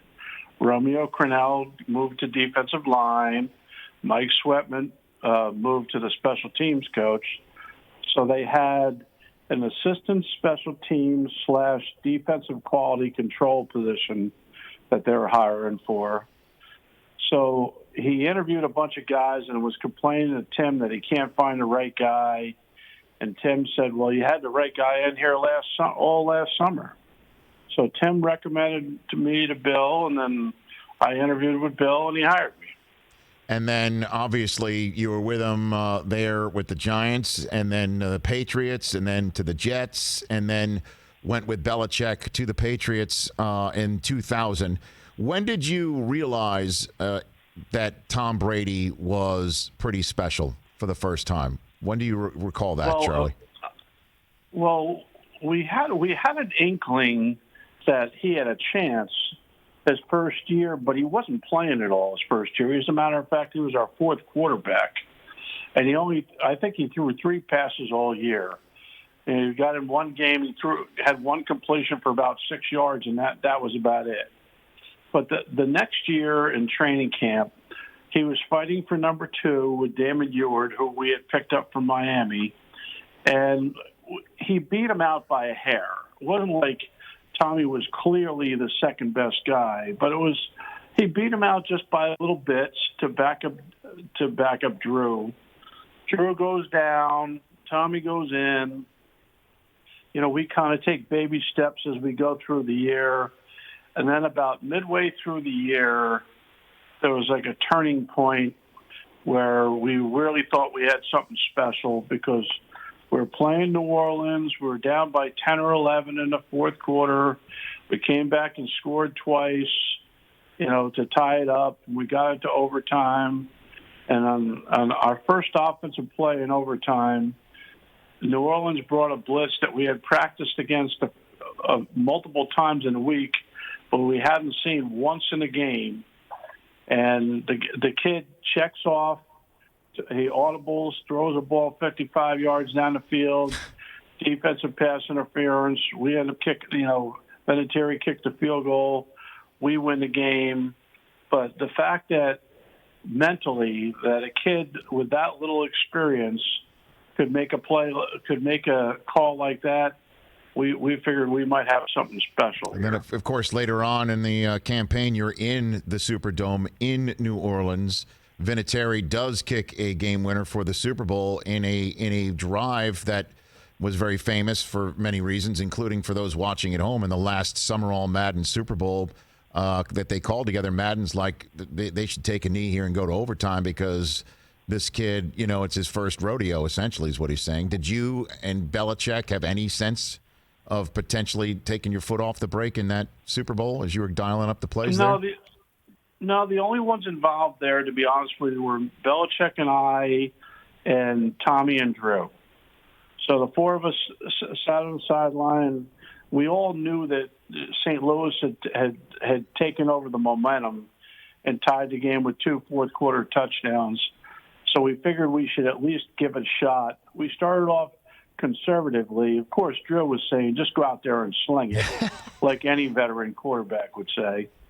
But we went out conservative at first, but then after we threw a little flare pass to the left to J.R. Redmond and he got out of bounds at about the 40, 45-yard line, we got more aggressive to try to get down there and get in the field goal range. And then, of course, 2 more Super Bowls came. Charlie Weis here on the Rich Eisen Show, offensive coordinator for those Patriots championship years, including the last time that there were back-to-back champions in the NFL, right here on the Rich Eisen Show. And now Brady, at age 42, about to be 43, is as amazing and as relevant as ever, the biggest free agent quarterback that we've ever seen, because Peyton Manning, at least when he was a free agent, he was having concerns over how his surgically repaired neck would do.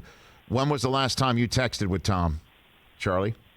Well, I texted him. I sent him a text yesterday, but I texted him last week just to say how comical I thought it was that he was the story, and then he texted back to me. He goes, "No one knows anything," and I said, "Well, not according to all the experts. They all seem to think they have the answer."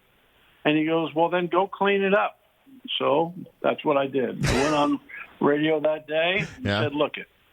I go, "I didn't talk to Tommy. We traded texts. He told me that no one knows anything."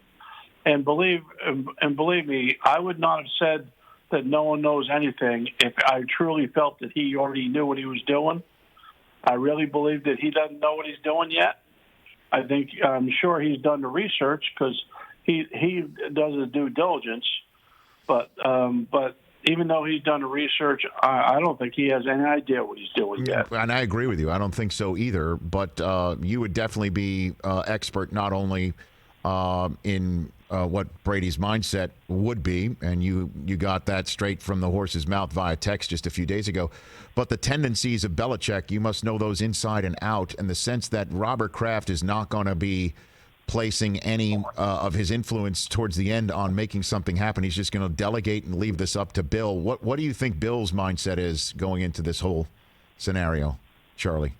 Well, you got to remember, Bill, even though, he's well aware of all the nuances and the ramifications and the relationships and the legacy, he's well aware of all those things. It's not like he's oblivious to those.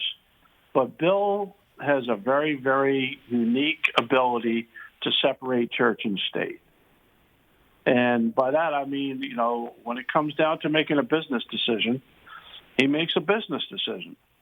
So, now as this timing has changed with the CBA vote and the tags and, when free agency actually starts, I think the window has shrunk into basically a Sunday, Monday, a Sunday money really conversation. Once the CBA is approved, which I believe it's going to be, you'll know what the rules are. Or if it wasn't approved, you know what the rules are going to be. Right. And then by the 18th, they have to have made this decision, the two of them, because after the 18th, I don't think it becomes. It doesn't seem to fit financially once that $13.5 million cap hit comes, and then you'd have to tag on top of that. That doesn't seem to make much sense. Yeah, and that kicks in once the new league year officially begins, and that's what does absolutely make it, as you point out, something that has to happen before that. And obviously the window about what the rules are going to be has made that window even smaller, as you just pointed out. Charlie Weis here on the Rich Eisen Show. What do you make, however, of the notion that Tom would like it to be church and state? He wants to feel the love here, that it's more than just a business decision for him. So why is it a business decision specifically for New England, and how that may meet? Charlie, what do you think of that? You don't know that. You don't know that, and I don't know that. We don't know. We don't know for sure what he's thinking. I mean, it's not like he's sitting there telling people what he's thinking. Right. I mean, the only people he's talked to, is his agent, his wife, and, maybe his business partner. But other than that, he's not telling anyone what he's thinking. He's not sharing that with people, even the people he's closest with. I mean, they'll find out when everyone else finds out. So when everyone acts like, well, this is what Tommy wants, he's never told anyone that. You've never heard it from his mouth. That's true. You've never heard it from the people who represent him. You've just heard it from people like you and I, Rich, that we have our conjecture of what he wants, but we really don't know for sure. What he wants is to get paid. I mean, not that I think that that's the most important thing, because from knowing him, the most important thing to him is winning another ring. So wherever he goes, he wants to be in a position where he can win another ring, whether that be New England or somewhere else. But at the end of the day, unless you hear it from him, or unless you hear it from Bill, all it is conjecture. And there's just a lot of empty time to fill before then, right, Charlie? To try and figure out what tendencies are here and what people have said in the past and how sensitive they have been to the subject matter, and it just leaves us all here to speculate. Hey, there's going to be people that are right because everyone's guessing something. So there are going to be a handful of people that are right in their guess. But I think that Bill's continuing to do his work. I think Tommy's continuing to do his work. I think that they'll have a meeting of the minds once the CBA is decided. They'll have a meeting of the mind. They'll say, here's the game plan, and then Tommy is either going to say he can come back and say, well, here's what I like, and if they can come to an agreement, they will. And if they won't, they'll shake hands and say thank you for everything and move on their way. This is not going to be a cold, miserable breakup or anything like that. I think that they've both been around for a long time and have worked very well together and had huge success. And I think that this will not be one of those ones where everyone tells everyone to go to hell and walks away. That's not the way this will happen. So we shouldn't. I personally hope he ends up just staying in New England, but I don't know whether or not that's going to be the way this is going to play out. Yeah, I don't know. I just feel that maybe after 20 years, everybody wants to hear a different voice. That's just the sense I get. And again, you're right. Tom's not telling this to anybody. He's certainly not telling it to me. It's just what I hear and what I guess and what I suppose, and just trying to read into the fact that we have reached this point, right? I mean, that the Patriots could have put something on the table over the last several weeks and just didn't. Or we do. The one thing that is cool though, Rich. Yeah, Charlie. If he does go. This is going to be exciting, because if he does go, okay, what do the Patriots do? Is Stidham their quarterback? Do they go get a veteran quarterback? What do they do? And what happens wherever he goes? That starts this whole trickle down effect, where now all the pieces start falling in places around the league. So for this time of year to have one guy be able to have that type of a ripple effect, I mean, that intrigues me. I'm kind of excited. Either way, I'm kind of excited to see what happens. I agree. Charlie Weis, few more minutes left with the ball coach from back in the day in the NFL, and, of course, Notre Dame right here on the Rich Eisen Show. Which quarterback coming out of college would you take first? You got Burrow, you got Tua with supposedly a clean hip. Herbert has a big upside. Jordan Love. Anybody that you've seen that you say that's the guy out there?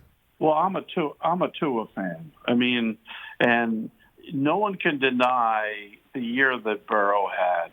It was phenomenal. And not only did he play great, but he played great against all the good teams. He beat all those teams in the SEC West. And then they go through the tournament. They roll through that, including rolling over Clemson. No one can deny the year he had, and I can understand why. A homegrown kid, state of Ohio, Cincy picking, I could see why they'd take him. I'm a Tua fan. I've known more about Tua. My kid had been at Alabama for a couple of years. One of his assignments when he was at Alabama was to go out to Hawaii at the big football camp they have out there and make sure those other colleges don't steal him away from Alabama. So, I mean, seriously, imagine that assignment. You're a 21-year-old kid, and Nick says, don't screw it up and let him go somewhere else. No pressure or anything like that, wow. But I'm a Tua fan. Well, I know what everyone in Alabama thinks of him, especially in that office in Tuscaloosa, and watching him play and knowing what they say. He has that it factor. Well, Kevin Falk, who you know very well, Charlie, is at LSU, and he's told Daniel Jeremiah, my colleague on NFL Network, and others that Burrow reminds him exactly like Brady in terms of makeup, in terms of heart, in terms of also mechanics. Do you see any similarities? Do you see that? My only concern is 1 year starter. That's my only concern. When you've done it for a year, it's different than when you've done it for multiple years. So I love the year the kid had. I can't argue that. But Kevin, who I love, one of my favorite players that I ever coached, there's no reason for him to say that if he didn't believe that. Right. Okay, but that to me is secondhand knowledge. All I can go, when my kid tells me, that the kid has the it factor, then he has the it factor. What if I threw Trevor Lawrence into the mix? Would you take him over anybody else? The kid from Clemson. He might be good. He might go above all of them, but he's not in the mix. So we don't have to do that. This is sports talk radio, Charlie. Come on now. Hey, man, this is fun chat. Before I let you go, I got a couple minutes left. You tell somebody that might be out there, a millennial that's watching us. We have our feeds on YouTube as well. Parcells, what it was like. Safe for work story for Parcells. What it was like. Give me a good one. It's one of my first weeks. One of my first weeks on the job.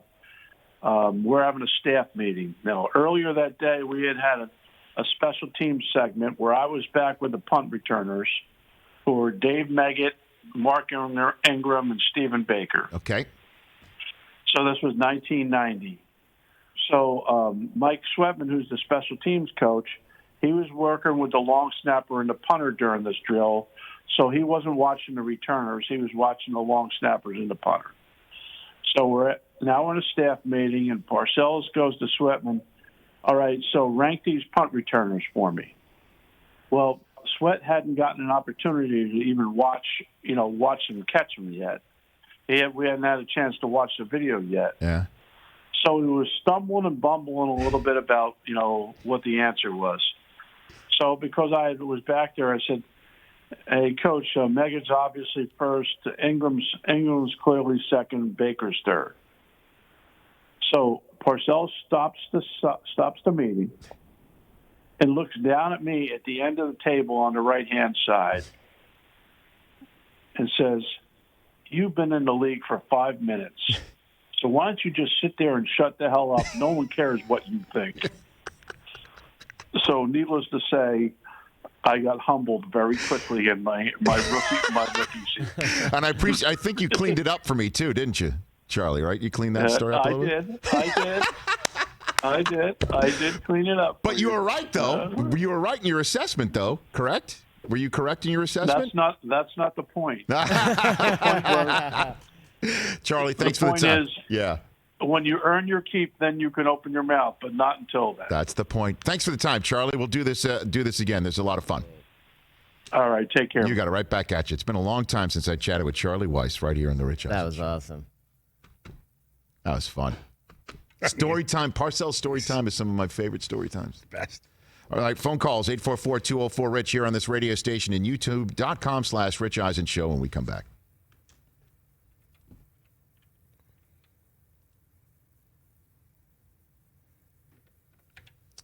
And I do realize that for those of you out here and those of you in the wormhole, Chatrels. You chatrels in the wormhole. I mean, you got to use it, Rich. 454s. 454. No, the chatrels. That's going to be dated. It's a dated number. Again, that's a dated number. Wait till I take my Uber and I'm like this, man. Rich. Just throwing out the bills, bro. Pumping up the Birkin. Give me the dollars. Then I understand it. Some people might not know who Bill Parcells is. Yeah. I mean, like the generation of people who know Madden from the video game. Bill Parcells, I was at his last win as a head coach. It was the Saturday night game in Atlanta where the Cowboys beat the Falcons. D'Angelo Hall got ejected from the game, went absolutely crazy, and I found out at halftime when Jim Mora Jr., the head coach, came up to me and said, "Did your cameras get what D'Angelo Hall's talking about?" And I'm like, "What are you talking about?" D'Angelo said T.O. spit at him. Oh, yeah. Wow. Did your cameras get it? Let me know. That game was Bill Parcells' last win as a head coach because they lost their last game going into the playoffs and were one and done in the playoffs when Tony Romo couldn't handle the snap. Dang. That was Bill Parcells' last game as a head coach in the National Football League. And wasn't in the Hall of Fame right away because people still didn't believe he was not coming back. Right. So that literally was his last time. Because if you remember, Joe Gibbs and Paul Brown are the only members of the Pro Football Hall of Fame to come back because they want to wait till you're done as a head coach. Joe Gibbs and Paul Brown are the only members of the planet to have a bust in Canton and be standing on a sideline coaching an NFL game. Ooh, wow. So they wanted to wait till Parcells went in. So how long ago was that? 10 years ago now? Look that one up. Yeah, the Romo game. The Romo snap was probably, I would say, 2010, 2011? When was that? Let's see. Because Bledsoe was 2007. 2007. Oh, geez, that's long ago. Yeah, it was year 2 of NFL Network's Thursday Night Football Saturday package. The Thursday Night Football package, for all the millennials out there, too, was born as a Thanksgiving to end of the season run up to the playoffs. Got to have NFL Network. Call your local cable operator games. I remember that. And we did double dips where we started on Thanksgiving night on a Thursday, then did another Thursday, and then 2 straight weeks did a Thursday, Saturday double dip. One year we went from St. Louis, where Marshall Faulk got his number retired in the game in which Fast Willie Parker broke his ankle for the Steelers and was never the same again. And we flew to Charlotte. Yep. And I remember on that charter flight, Brian Gumbel's looking at his boards, unzipping a 5th of vodka from his duffel bag, asking if I wanted a screwdriver. Yeah, the charter fights are the best. Asked the flight attendant for some orange juice. I got a bottle of. I'm telling you, Brian Gumbel was a blast to travel with. We're the best. A blast to travel with. Yeah, a blast. Maybe that's what he's writing down. And I just remember thinking to myself, sitting in that seat, like, I'm tired. Do I really want to drink? And I'm like, Brian Gumbel just unzipped a 5th of vodka from a duffel bag that he brought on the plane. How do I say no? Yeah, I mean, you have to. Just for the mere fact that I had no idea I'd be on a youtube.com /Rich Eisen show segment one day talking about it. Just for the story, so I could say I did it. Damn straight I took it. The charters are But anyway, that's how long Parcells has been out. Yeah. Rich, Jerry Jones is in the Hall of Fame, and he's on the sideline, too. Well done, everybody. So. Settle down just a little bit. Oh, no, a bot. Act together. Well done. What is do a 180? Thank you. I just needed that one. All right, so we're going to be back with your phone calls, 844-204-RICH. You see the phone number right there on the screen. We'll be back in a second.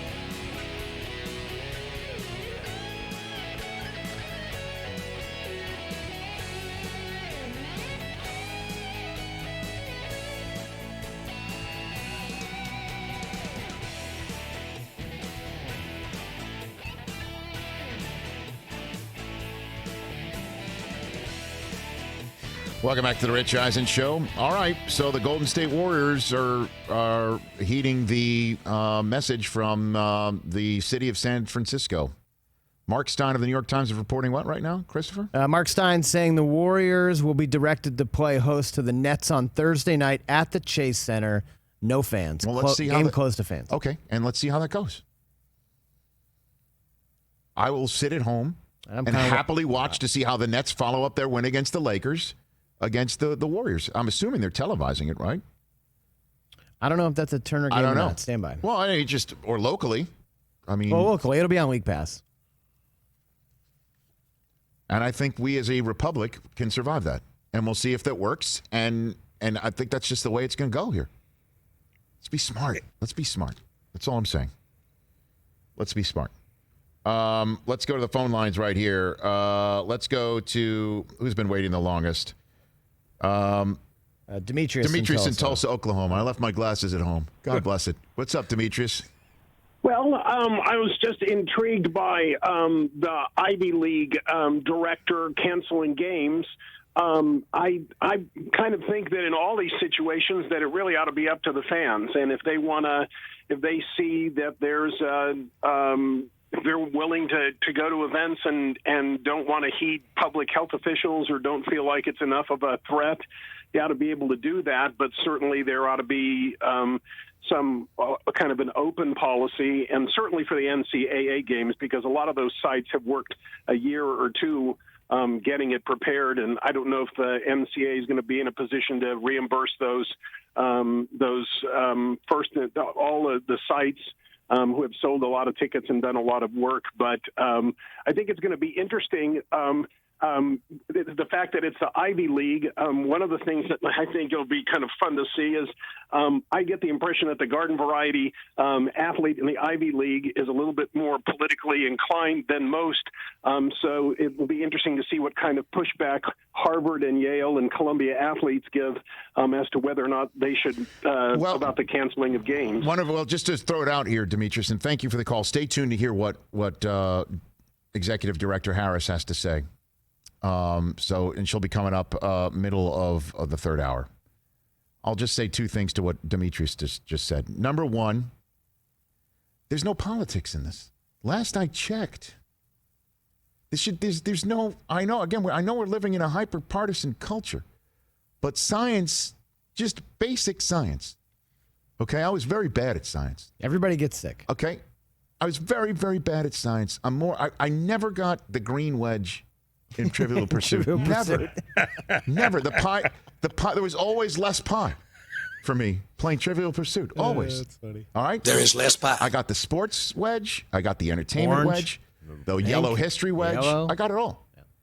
No green wedge. The green science wedge was my Achilles heel. So I'm not good.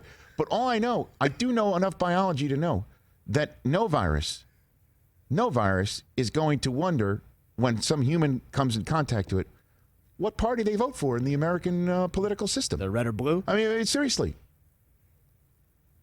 And if you're assuming that Harvard and Yale and all the Ivy Leagues will have a more democratic, liberal, left-wing scenario, one of the guards from Harvard went all ham on Twitter against the executive director. So he wants to make the big dance. There's that. But I'm curious to know why she just said cancel.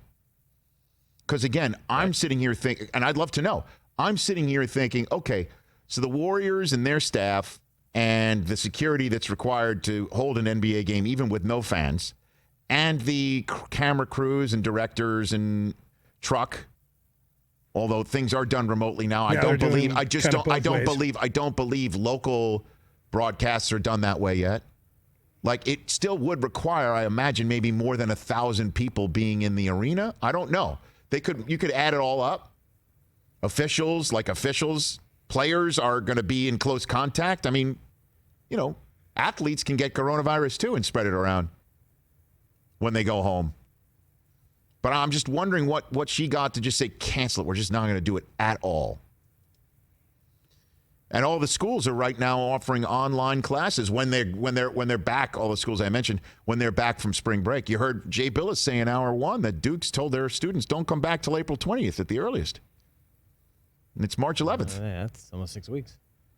Dan Plesac will talk some baseball as well. Top of hour number 3 coming up here on this Rich Eisen show.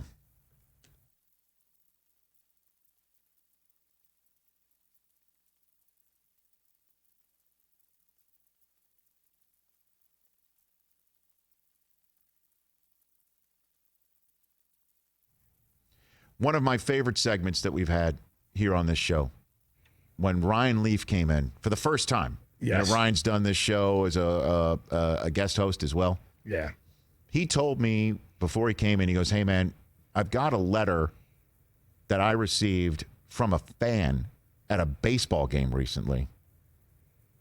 Or I was told by a fan at a baseball game recently that he was in possession of a note that Hunter S. Thompson, the famed author, had written to Jim Irsay, the owner of the Colts, who at the time had the decision between Manning and Leaf, first overall selection. Right. Who would it be of the 98 draft? Hunter S. Thompson gave his 2 cents on the subject, and that fan eventually sent it to Ryan Leaf, and he was in possession of that letter. Would he like if he brought it in when he showed up on the Rich Eisen show? My answer was an emphatic yes.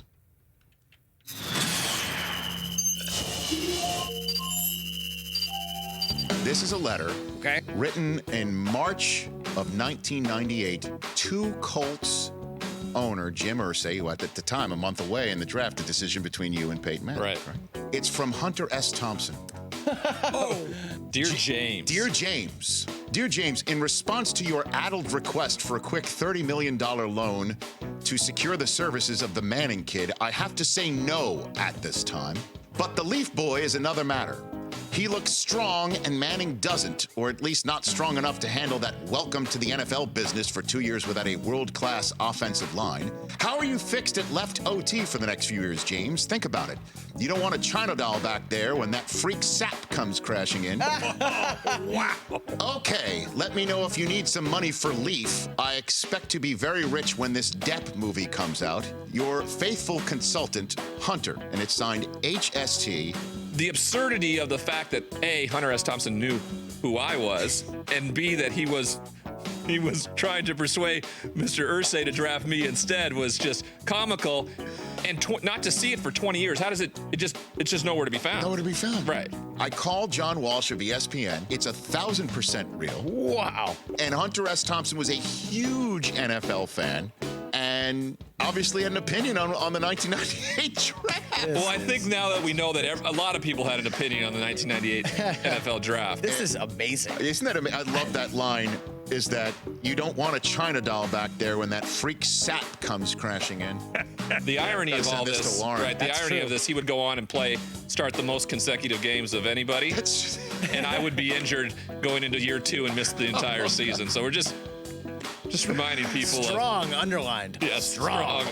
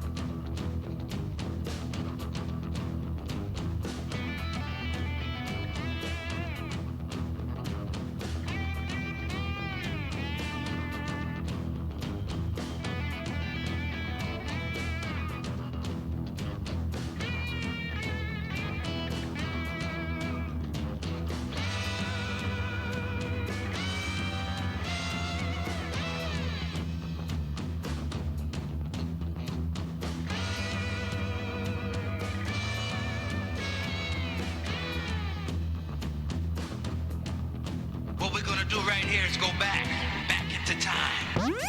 Yesterday on the Rich Eisen Show. Jeff Darlington, you said about a week ago you'd be shocked if Brady returned to New England. Your take on that subject now would be what? Changed? Same?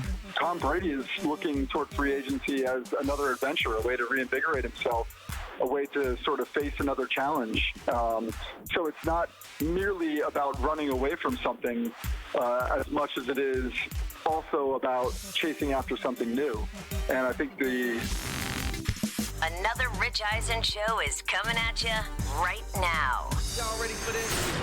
Live from the Rich Eisen Show studio in Los Angeles. If I show up to an arena and ain't no fans in there, I ain't playing. I think the NCAA should go out and right now say for the first round, no fans. Heard nationwide, televised online at richeisenshow.com. This virus, for many of us, won't kill us, but we can sure spread it to somebody who is more vulnerable than us. This is the Rich Eisen Show. Go to the internet and read up on it. Earlier on the show, ESPN college basketball analyst Jay Bilas, Sirius XM football analyst Charlie Weis. Coming up, MLB network analyst Dan Plesac, Ivy League executive director Robin Harris.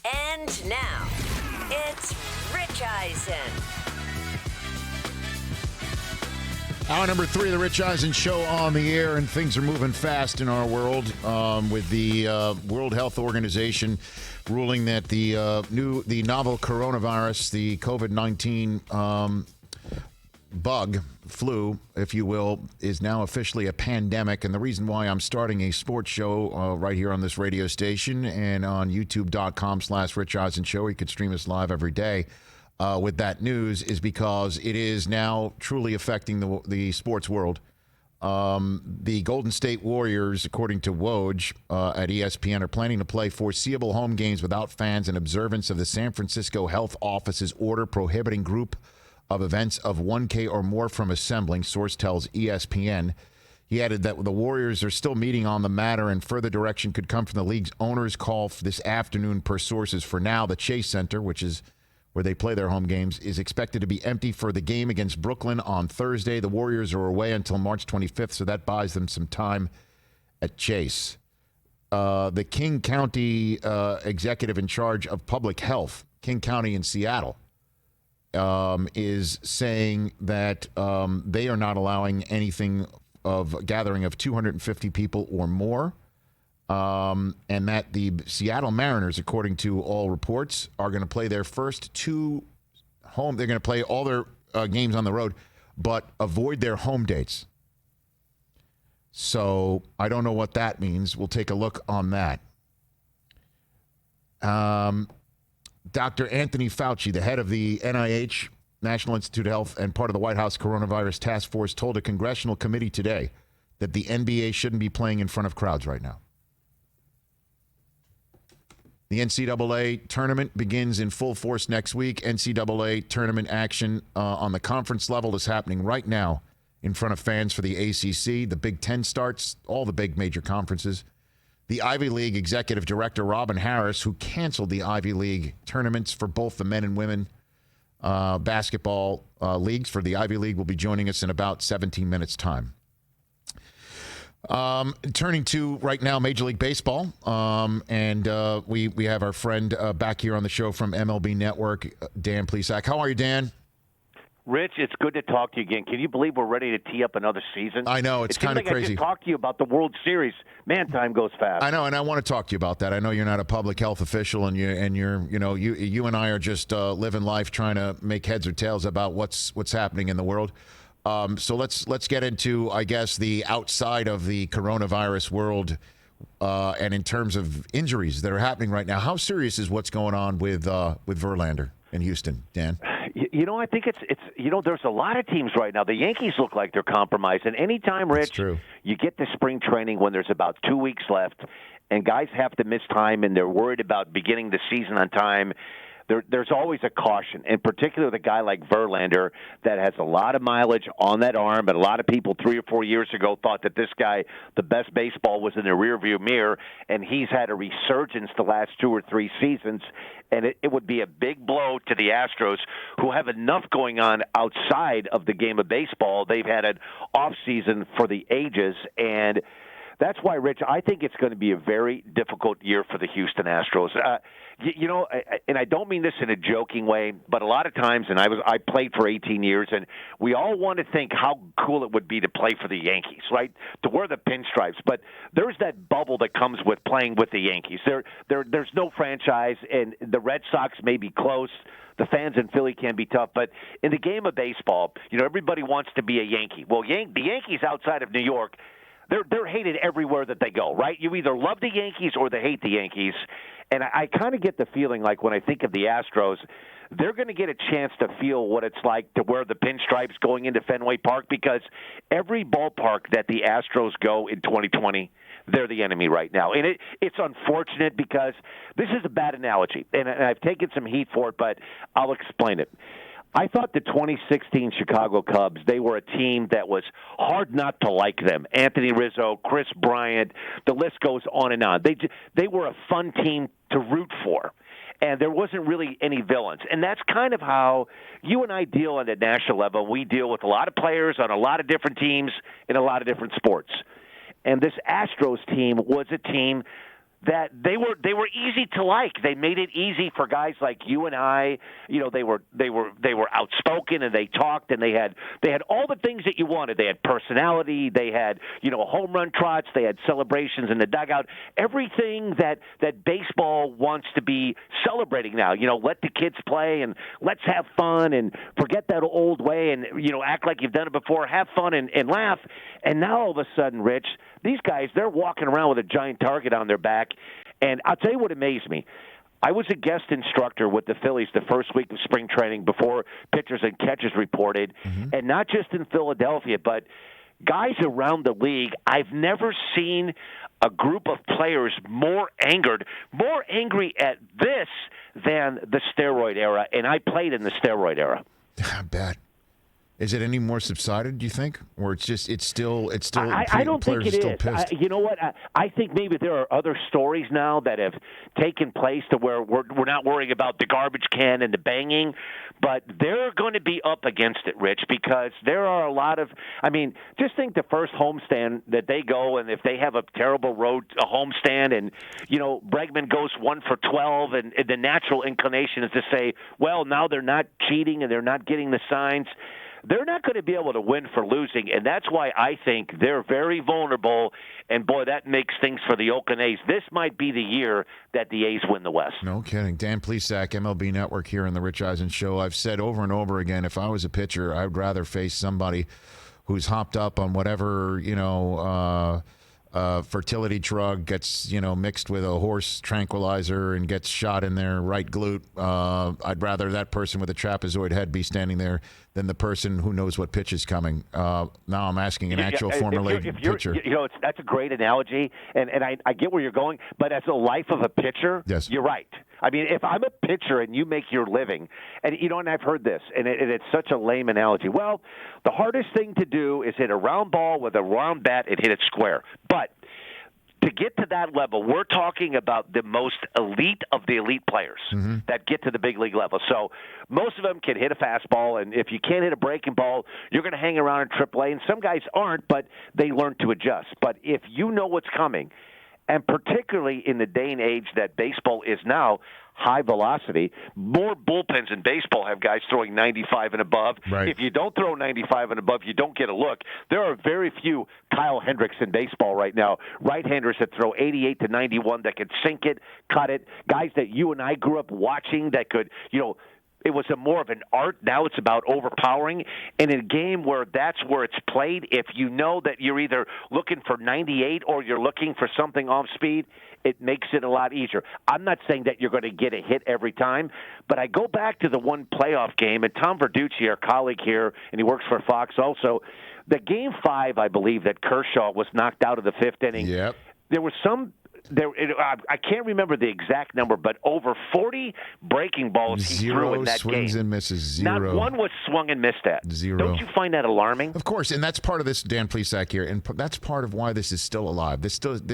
This cheating scandal is still going to obviously manifest itself on the road when Houston's on the road in places like Oakland, here in Southern California with the Los Angeles Angels, when they do show up in New York in September, by the way. So that's where that'll spark back again.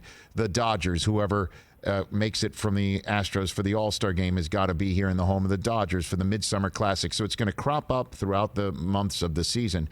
And the reason why it's not going to go away is twofold. One is because Jim Crane, the owner of the Astros, was so manifestly awful at trying to address this subject, not once but twice. That's number one. And number two is we still don't know. We still do not know what exactly was utilized by the Astros in that 2017 postseason. We don't know if it was the World Series. We don't know if it was the ALCS. We don't know if it was the ALDS, but we do know the commissioner believes it happened, and we still don't know the exact way we saw it in the postseason. So at least maybe some party that believes they are aggrieved, where Dodger fans want to, hoist a blue asterisk on a flag when the Astros come in for any All-Star festivities. At least we know, like, we have no evidence it happened in the World Series. At least that would be helpful, right? And I think what surprised me, talking with players throughout baseball, that I think, Rich, everybody in every sport is looking for that edge, right? And I think every guy, every team, every player knows the difference between right and wrong. And I think what has irritated the other 29 teams, and when you get guys speaking out, I mean, very rarely, Mike Trout, Chris Bryant, Anthony Rizzo, not guys that are over-the-top verbal. That you really don't hear much from those guys. I just think, Rich, that the other 29 teams, and this isn't coming from, I initially thought the wave was going to be a bunch of beaten-up pitchers that had their brains beaten out, but it hasn't been. And that's the part that has alarmed me, but I think this is just my estimation of talking to players is all teams were trying to gain an edge, whether you're getting the signs, stealing them from second base, third base, whatever it is. But I think the level that the Astros went to, that's what the players are taking offense of. Like, listen, guys and teams have been trying to get signs from third base coaches and from pitchers and catchers that, expose the signs, they don't cover it up, hold the glove, leave their legs open. First and third base coach can look in and see what's coming. If you're using the same set of signs, that's been part of baseball since Moby Dick was a minnow, right? But I think the level that the Astros took it to in real time is what infuriated a lot of players, and it still does. Dan, I always love our chats. Appreciate the time. We'll get you back on in a couple of weeks when opening day is upon us, and hopefully we smell the cut grass in the stadiums, Dan. We look forward to that. You got it, Rich. You got it. Anytime. Love talking to you. Right back at you. At Plesac19. Dan Plesac right here on the Rich Eisen Show. That's how you can follow him on Instagram and Twitter, and, of course, on MLB Network. Studio analyst, one of the best. He's done it for over 10 years now. All right, we'll take a break. When we come back, Robin Harris, the executive director of the Ivy League, who made this decision. And, by the way, just put out front and center. I forgot. The sister of my buddy Phil Green, my fraternity brother. Phil Blood Green, because that was back in the day when Mitch Green was pretty big. Okay. Jay Bilas' law school classmate and sister of fraternity brother of mine, Phil Blood Green. Love it. But the person who's right there in the middle of a very huge decision, very courageous one, I believe, on my just for my 2 cents, Robin Harris, the executive director of the Ivy League Athletics, will be next on the Rich Eisen Show.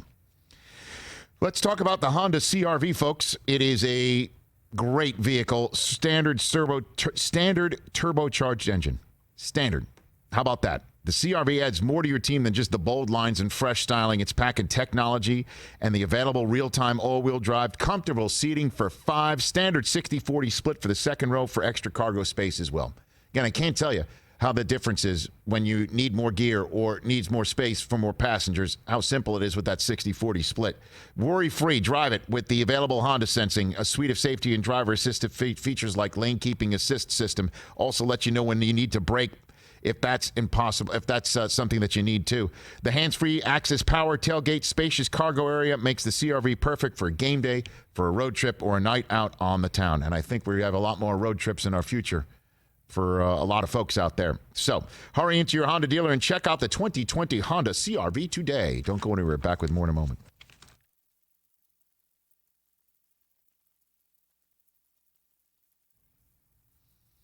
I think I just walked out with my glasses. Yesterday? Yeah, and they're probably home. You don't have multiples, Rich? Not here in the studio. Oh. I've got multiples at home. Yeah. You need like 10 pairs of those things just hidden. Yeah, all that's what I around do. all the places you go. By the way, I know Don's, Normally he does. normally I do. Yeah, I just normally leave it on he the desk, but I think I had them in the office afterwards, and I think I just walked out with them. TJ, come on. What's going on? Just have a drawer full of glasses that he can go in and pull out. Who had that? Fred Sanford? Remember Fred Sanford? Yeah, On remember he had the Sanford and glasses Son? hidden On everywhere. Sanford and Son, Yes, he you had a remember whole he had the whole drawer? a junk drawer full of glasses, right. so he just pull them out. And, Can I use yours for a second? well, these aren't real. Yeah, no, you didn't know that? Oh, Rich, much like your wife, TJ Excuse wears me. fake glasses for fashion. I wouldn't say they're fake. Well, I mean, Sit down. They don't have prescriptions in them. They're fake. I had no idea that he said this Now, just no, recently. hold on a second. Susie needs prescription glasses, but when she comes here to host the show, She wears I not real glasses. I don't. I think for a couple times she did wear. Oh, yeah. She and was Michael for Irvin. fashion. Michael Irvin wears not real glasses. I think Michael did that a couple times just because he needed to prepare on how to clean glasses in case Jerry Jones ever asked him for help. Remember that. But TJ, why do you do it? Yeah, why do you do it? Well, it's very simple. I started wearing glasses when I was in 3rd grade. Okay. So my entire life. Because you needed them. Because I needed them. Prescription glasses. Right. Until about 2 years ago, I finally broke down and got contacts. But at that point, I was so used to having something on my face, it was just uncomfortable for me. I'd find myself reaching because for 30 plus years, it was like you're always there. I do that. By the way, I don't know if anybody's noticed on the YouTube feed. I did that in the first hour. I went reaching for it. Yeah, it's it's in your mind. What so the hell's the matter? And by the way, I went 47 years without needing them. Yes, that's a weird thing for you. Until one day I'm like, I cannot see what's in front of me very well. Like I can make it out. Like right now, because this thing is, I need to maximize this screen right here. I cannot see who our callers are right now. Do you have giant text on your phone? No, not yet. That's coming.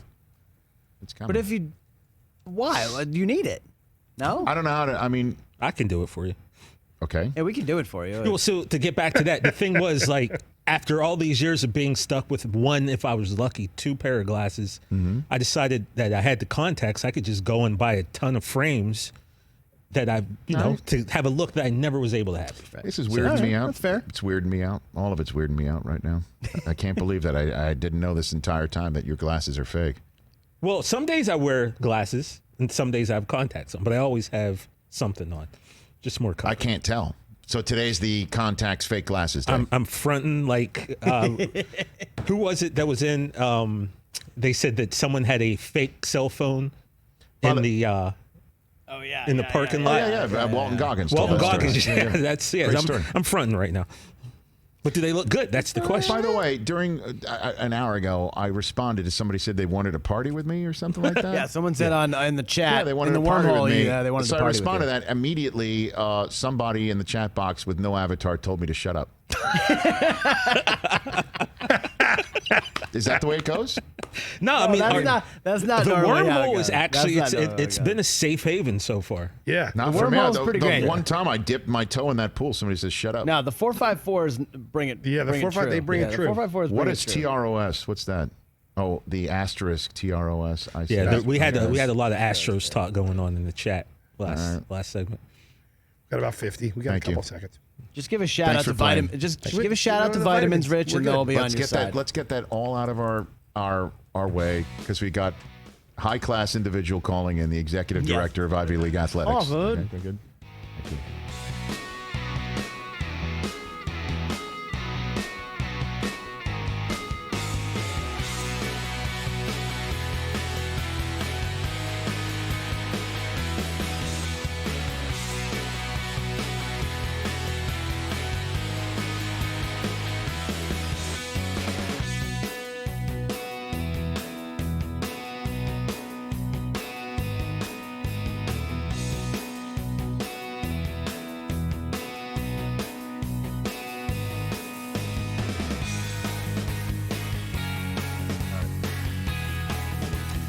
Welcome back to the Rich Eisen Show. 844-204-RICH is the number to dial. The executive director of the Ivy League, Robin Harris, is going to be joining us in just a matter of moments here, as we're just keeping an eye on the real world of the sports world going on right now.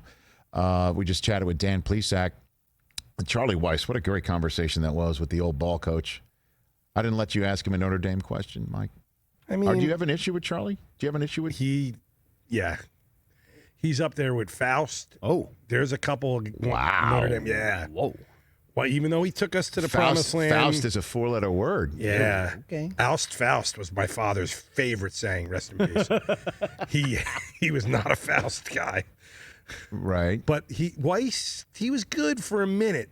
And then he kind of it's like Brian Kelly. I love him to death because he's such a great guy. But Kelly, I mean, we've met him because he's done the draft with us. He's a great guy, but it's like Notre Dame fans are like, "Come on, bring us." Second year, 10-3. Before we get into a little bit more of a serious subject, let's check on our poll question. Capital One has reimagined banking by offering savings and checking accounts with no fees or minimums, one of the nation's best savings rates.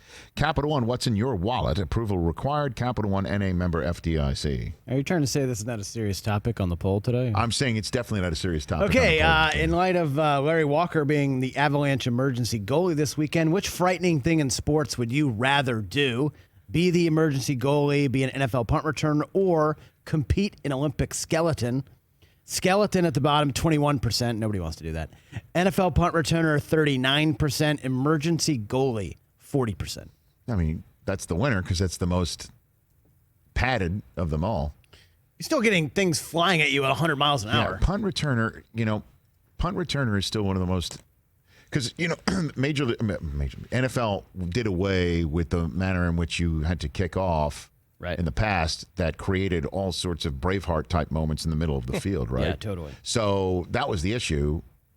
And that, as we talked about at the end of hour number one with the new rules, that made it difficult to try an onside kick, ball up on the 25-yard line. You're giving up a free 3 points to the other team. You're going to lose anyway. You're probably going to lose anyway. Right. But it does add some interesting aspects to all of it. I like it. But a punt returner, that hasn't changed. Yeah. You're on an island. I know that. And they're coming for you. I know that. Skeleton, I couldn't even imagine. There must be so many controls that you can to actually maintain your I got to imagine. Your wits about you. But still, you're going 70 miles an hour. Yeah, that's nuts. All right, we're pleased to have here on the Rich Eisen Show someone who made quite a decision yesterday, and it certainly seemed to be now, based on what's happened in the 24 hours since, at the forefront of making a sound decision on behalf of public health and safety. The executive director of the Ivy League, Robin Harris, here on the Rich Eisen Show. How are you, Robin? I'm doing all right. How are you, Rich? I'm hanging in there. Can you please walk me through your decision-making and what led to it from yesterday? Yeah, this was a very extensive process and a very difficult decision, I should say. We know it was the right decision, but it was very difficult. And we have been involved in all sorts of contingency planning for, I would say, 2 weeks now, as we have watched the coronavirus or COVID-19 develop and spread. And we developed within the Ivy League office and with our athletic directors all sorts of contingency plans for the impact it might have on not just our basketball tournaments, but all of our events. And then as the situation developed, and it's been very, very fluid, and as, particularly in the Northeast, cases started to develop and multiply, we had multiple conversations and phone calls with the Ivy League presidents. And ultimately, yesterday, the presidents decided that, regrettably, the contingency plans that we had been developing just were no longer feasible given where we were with campus policies that were prohibiting large gatherings, and it would be inconsistent to then have a basketball tournament that would exceed those limits. And so we made the decision, the presidents made the decision to cancel the tournaments very thoughtfully, very carefully, and understanding the impact it would have on our student athletes and coaches who have worked so hard for that opportunity. So why cancel and not hold them with no fans? Why make the decision to just flat out cancel the tournaments? Yeah, that's a great question, and it's something we seriously considered, and we actually had all levels of options as to having some fans present, having no general fans and spectators present, but allowing necessary personnel, maybe even guests of the players and coaches. And even if you take out the guests of the players and coaches and you have necessary personnel and teams and all that gets involved, when you're bringing 8 teams to a campus, we quickly exceeded the limits that our institutions had put in place for other events. And the way we approach athletics in the Ivy League is that student athletes are treated like other students. So it seemed inconsistent to the president to have a policy that applied to the campus at large and then not apply it to athletics. So what about the concept of sending Yale and Princeton on to the tournament writ large, where it appears that's another excellent question. that fans are going to be? The decision was made that for all of the winter sports where the seasons had concluded, the regular season had concluded, and to the extent teams and individuals had qualified for NCAA or other postseason events, each institution could decide how to approach those, whether or not to approve that competition. And so those events are different than bringing in 8 teams to an Ivy League campus. And particularly to basketball, the NCAA provides charter airplanes, which is a different mode of transportation than having to fly commercially. And so each institution will have to make the decision whether or not to send their teams or student athletes to the NCAA, but the presidents were comfortable because that wasn't violating any campus policies regarding large gatherings. Interesting. Do you have any information as to how Yale and Princeton is handling? Because right now, the NCAA is planning on having the NCAA tournament in front of fans, as it's currently you and I sitting right now about an hour after the World Health Organization officially labeled COVID-19 a pandemic. Right now, as we are talking, we anticipate that both the Princeton women's basketball team and the Yale men's basketball team will be participating in the NCAA basketball tournaments. This has been a very fluid situation. I don't expect that answer to change, but I also know enough, given where we were a week ago, that it would be inappropriate for me to say there's no way that will change, right? I don't expect it to, but I really don't know. Okay. Executive Director of the Ivy League, Robin Harris, a few minutes left with her here on the Rich Eisen Show. Can you share with us some of the science you were told where you're like, okay, this is what we've got to do? Some of the science about social distancing and or community spread of this virus that you heard and the presidents heard and said, okay, this is what we got to do. Can you share some of that science with this audience?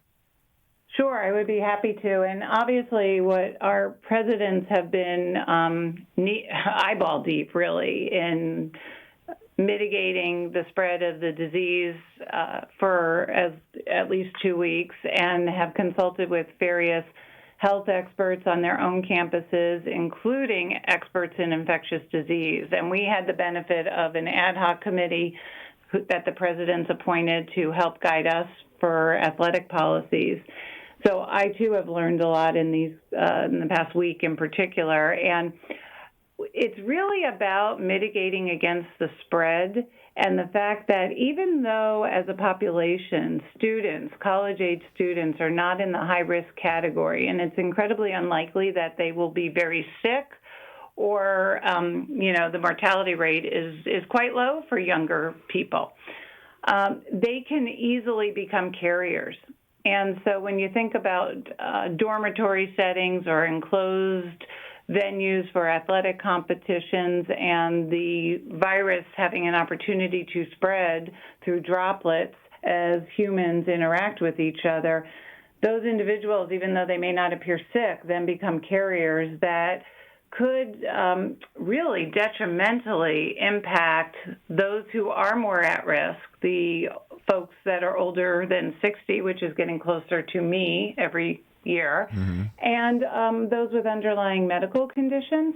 And there's also a concern about overwhelming the health system by having an outbreak that develops all at once.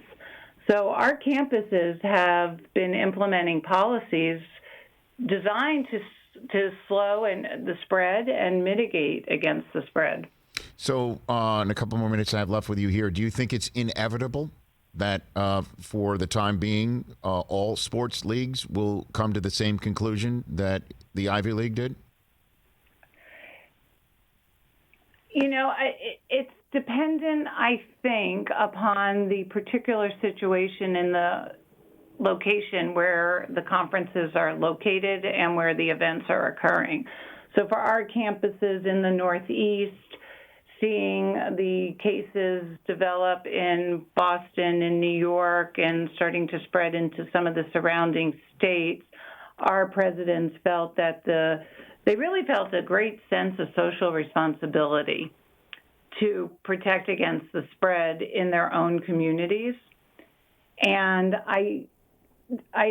it will be interesting to see if others follow suit. Okay. I appreciate you taking the time. I know your time is limited. Before I let you go, though, just because I got to end on somewhat of a different note. We had Jay Bilas on in hour number one. Was he the one who was dragging down the group GPA of the Duke University Law School class you were in with him? Was he the one? Was he the anchor? Was he dragging you down? Because I was a fellow student when Jay was at Duke. I Right. wasn't privy to his GPA. So it's a great question, though. Okay. Just wanted to just throw that one out there. Thanks for the time. Really appreciate it. And I hope to chat with you in much better times talking about some Ivy League sports. Thank you, Rich, and take care. You bet. That's Robin Harris, the Ivy League Executive Director here on The Rich Eisen Show. All right. You heard that right there. It's inevitable. I'm sorry. I mean, it's just inevitable. The science basically says everyone could be a carrier at this point in time with testing so far behind what other nations are doing and what we're trying to ramp up to do or what we've had trouble ramping up to do. Until we know in real time, we got to assume everybody's a carrier. So let's just take a break and see how it goes, right? And I'm sure many of you out there listening to me, I'm being alarmist maybe. I get it. I don't know. And we'll just see how many people are going to go. I know I'm reading stories of people like still saying, I'm going to take advantage of the cheap tickets. I'm going to start traveling. I'm going to do all sorts of stuff. My friends locally are wondering whether or not to go to events here in Los Angeles. I don't know. Yeah, I have a couple concerts to go to that I'm worried about. Concerts, Kings, Lakers are playing this week. Are you going to go to that concert? I have it's like 4 weeks away. Well, 4 weeks away. I mean, look. But that's still, you don't know. You still don't know. It could be worse. It could be better. Who knows? I mean, 4 weeks from now, I mean, look, this is the next 4 weeks. We talk about it all the time on this show. Are they gonna have no fans at the Masters? Like, what are we doing? It's the greatest. It's There the you go. great. That's outside, though. You can have a conversation every year. What's the best sports like week, calendar? 2 right? weeks. You've got October when NBA's right around the corner from starting. The World Series, mid-season of college and professional football. Right. Yep. Hockey is just starting up. But this week coming up, I mean. Then you've got also, I'm leading up to this. Okay. You've got January, where you've got college basketball in full swing, the NBA trade deadline, football playoffs, college football national championship games. Yep. Because people talk about the greatest weekend of the sports year is the divisional playoff weekend in the NFL, right? Where the final 8 get out there. The best of the best can get one and done, like, say, the Ravens this year, right? And then there's the next 2 weeks, March Madness, followed by the Masters and opening day of baseball. And the beginning of the playoff push in the NBA and the NHL.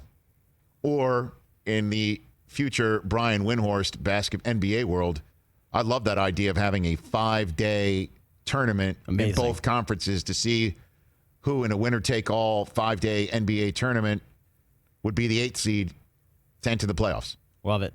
Right? Great idea. Which it makes the regular season that much more important, where everybody's still in it right now. Everybody's still in it, including the Warriors would be in it right now. We're entering that period of time where I understand it'll be very difficult for fans to basically say, I'm allowed to go, I don't want to go. Or I'm not allowed to go? Really? I don't know anybody who's got this thing. Or I'm hearing about it, but my daily life is only interrupted because of all these people who are telling me I got to stay away from people, or my office won't allow visitors in, or that's what I'm hearing about now. Right. Certainly in New York City, where offices are basically saying no visitors. Right. Certainly no international travelers. We're seeing schools closing. It's going to be tough, but I think we can get through it. I think we can.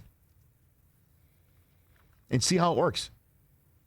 Everybody who knows the science and who knows the situation, and anybody who has a trustworthy resume in science and infectious diseases is all saying, stop it. Stop the large gatherings. Stop it now. And municipalities and state governments are doing it. The federal government hasn't said a word about it yet. But the head of the National Institute of Health is saying in front of Congress, it's going to get worse before it gets better. Flat out said that. Okay. 844-204-RICH, number to dial. I do want to tell you real quick about the Callaway Maverick. Maverick Woods, the drivers out there. Again, I know the golf community is potentially going to get affected, but I'll tell you, you know what? I'm definitely more than 6 feet away from you when I'm teeing off. You don't want any part of me.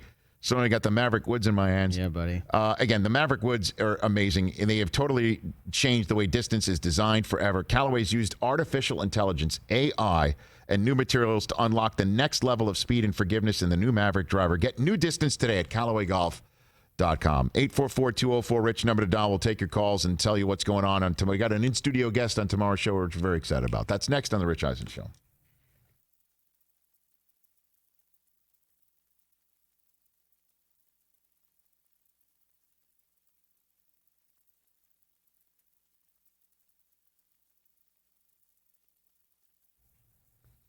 All right, we need a good laugh, right? You want a good laugh? Always. I mean, Keegan-Michael Key, 3 words that just bring a smile to your face. Is this what I think it is? Start bench cut. Still the GOAT. Baby. Check it out. Now, you told him about how you... Here's number 2. Okay.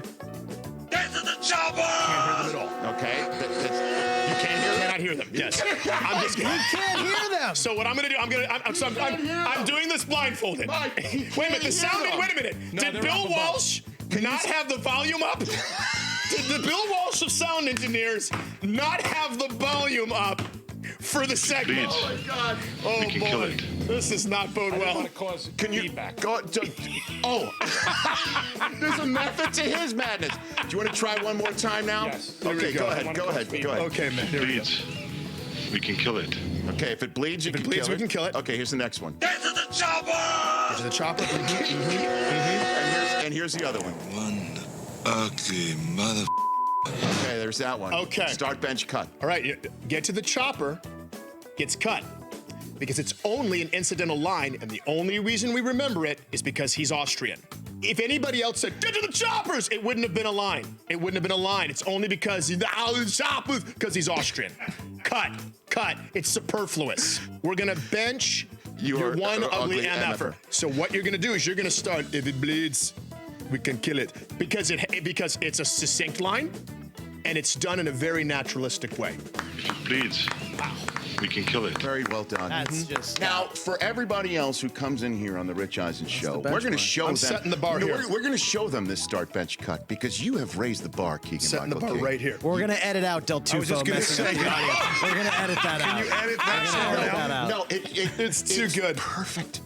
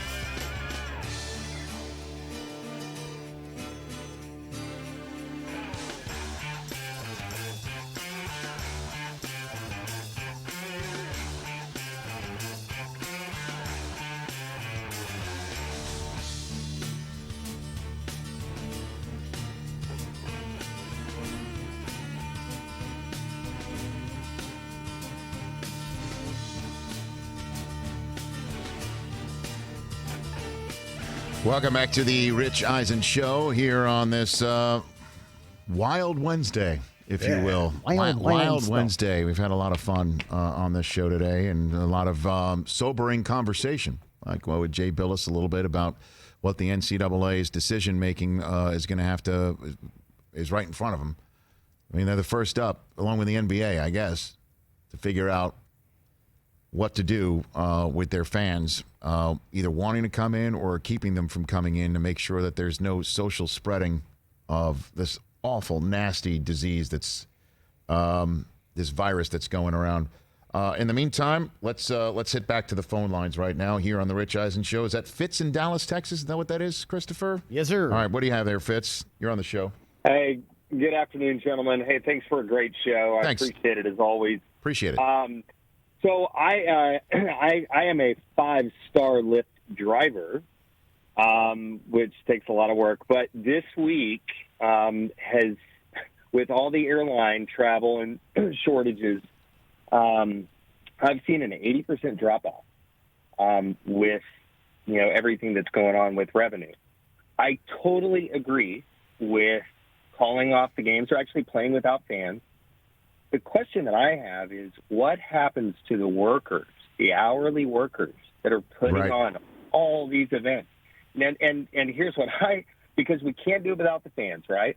So should the leagues or the owners all step in and try to take care of this while we're all trying to heal ourselves? And I'll step off the phone. Thanks again, gentlemen. I truly appreciate it. Yes, there is, in my mind, there has to be an economic strategy as well. But there's no greater economic strategy than keeping everybody healthy. Yeah, people not being sick. That's number one. Yeah. Again, I'll just throw this out here again. This is since we've got sports fans coming here listening because this is now hitting the sports world.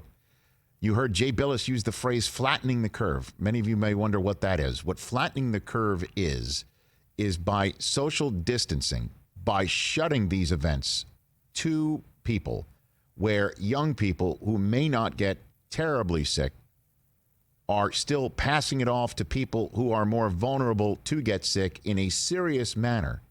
That if there's too many people who are sick in a serious manner happening at the same time because we aren't taking these measures, that will overload the hospitals and healthcare officials to a point where all you need to do is just Google Italy and coronavirus, and you see the answer. So that's why this talk is taking place.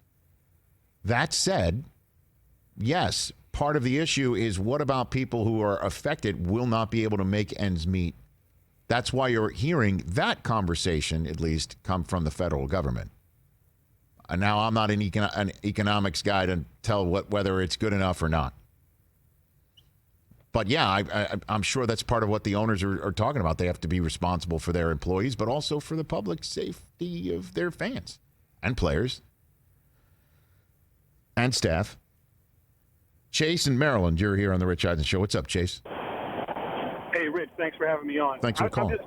I'm just curious. It seems like, and I'm not accusing you of this, but the fear-mongering going on amongst the media seems to be worse than the virus. If the virus has the same effect on young people that a regular virulent flu virus would have, and if the same people are susceptible to it, that would be susceptible to the regular flu virus, what's the difference? I haven't heard anybody tell me what's the difference between COVID-19 and a virulent flu virus. Again, that's something for you to go ahead and Google. Again, I'm not a health expert, but from what I read, it is the mortality rate is higher and the rate of it being contagious is higher, and there's also no vaccine. I went and I got a flu shot the other day.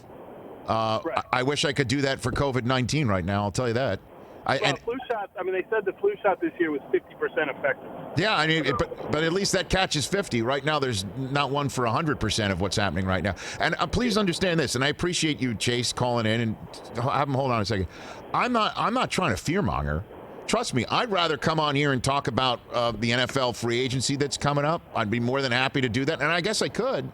But I'm talking about real life right now. It's also it's affecting the sports world. The Warriors are going to play in front of no fans Thursday night. Right. The Seattle Mariners have just said that their home schedule for later in March, they're not playing it. They're going to go on. They're going to play on the road. And it's coming for Ohio too. It's coming. Ohio's governor says let's not do this. Santa Clara's government saying let's not do it.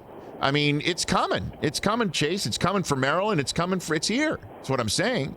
So University of Maryland is not coming back from spring break until April 10th. So yes, steps are being taken everywhere. But thank you for the call. Thank you for saying that. Honestly, I know I'm part of the media, and I'm talking into a microphone. I'm not doing this just to hey, you know what? Maybe I can get more listeners and more clicks by talking about this. Personally, I think fans would probably want to hear something else. And trust me, I think the NFL free agency period is coming at the perfect time.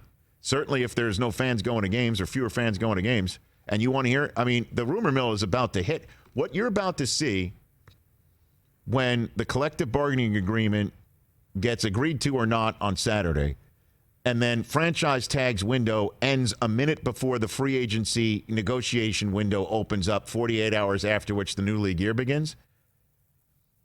I saw Greg Rosenthal of Around the League, my compadre from NFL Media Group, tweet this out. He couldn't be more spot on. We're about to see more of a flurry of activity than we have seen since the lockout ended in 2011. Remember, and there was that 72-hour period where everything happened. Yeah.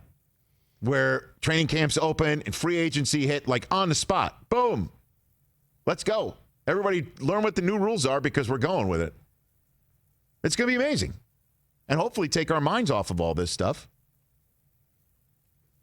But if one place is doing it and another place isn't, honestly, I just saw a photograph of the U.S. Capitol in which the head of the NIH in front of the House of Representatives in that building just said no large gatherings anymore. And if with unchecked millions and millions can get sick, this is the guy who knows will hit anybody, whether they're red, blue, or purple. Care about it. Nope. In that building, I saw a photograph. They're letting tourists in there. There's thousands of people under the Capitol Dome right now. Right? I wonder if the White House is open, too. I'm not fear. I'm honestly. Trust me. I am not fear mongering. I'm just telling you what's on my mind and what's in my heart. Is that Nick in Portland, Oregon? My God, I need. Speaking of healthcare, I need those. Don't let me forget my glasses anymore. I thought you were going to say vitamins. Oh. Yeah, that too. Nick in Portland, what's up, Nick? Hey, Rich. Thanks for hearing my call. I appreciate it. You got it. So I'm all for being healthy and being safe and not transmitting an infectious disease and all that stuff. So I'm gonna preface my statement with that. Got it. The problem I have with this overall is I'm a hardworking dude. I got a host of kids. I can barely afford to do extracurriculars, and when I can, I do. So I'll give you an example. I have. Just got some tickets to a Portland Trailblazers game. It's the only event we're going to go to as a family. It costs me a small fortune in terms of what I can afford. Mm-hmm. And I'm, while I want to be safe and I want to be healthy and clearly want to keep my kids safe and kids healthy, what's going to happen when they turn to me and say, "Oh, can't go to the game," and I know it sounds super. Crazy superficial, and I'm worried about no, it's not. It's $300 or whatever. It's boots on the ground. It's your life. You know what I mean? Well, you've got to. Who's going to pay for that though, right? And season ticket holders, right? They're probably saying, "Well, wait a minute. I pre-bought my tickets, and now you're telling me I can't go to a host of games. Now, who's going to prorate that? How am I going to get that back? What is the league revenue share going to take in terms of the reduced residuals and the concessions, and I know a caller talked about the employees that need the money every day that they go and they serve the people on the ground and the concessions and all that stuff. These are all a huge financial ripple effect that has no guarantees at this point. And you're not wrong, Nick. Pardon me. You're not wrong, Nick. And I appreciate the call. We've got about a minute left here, so let me just finish by saying that. Those are all absolutely important concerns. It's money out of your pocket. It's like, what do you do with your kids? I mean, seriously, school's out for so many people. Healthcare, childcare is so important for so many. How do they pay for it? I totally understand it. I will close with this tweet that I got popped into my timeline from a guy named Salvatore Iapolo, I think, if I pronounce it right. He's from Italy. He wrote the following. He tweeted the following. In Italy, we laughed when it was decided to play soccer games without fans when we had less than 500 total cases.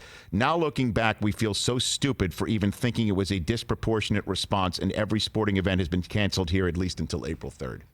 There you go. I think that pretty much just says whatever our concerns are right now, they're valid. Exactly. That concern that he just said is so valid. But in the grand scheme of things, let's figure that out later on. And when we get back to normal, let's try and cash those receipts. But let's get back to normal. And for the moment, take the medicine. That's my 2 cents on the subject. Patrick Fabian of Better Call Saul will be here. Little Hamlin, and McGill tomorrow. Love it. Love that show, too. Oh, so good. So we'll go down to Better Call Saul wormhole and the rest of the sports world. We will see you on Thursday.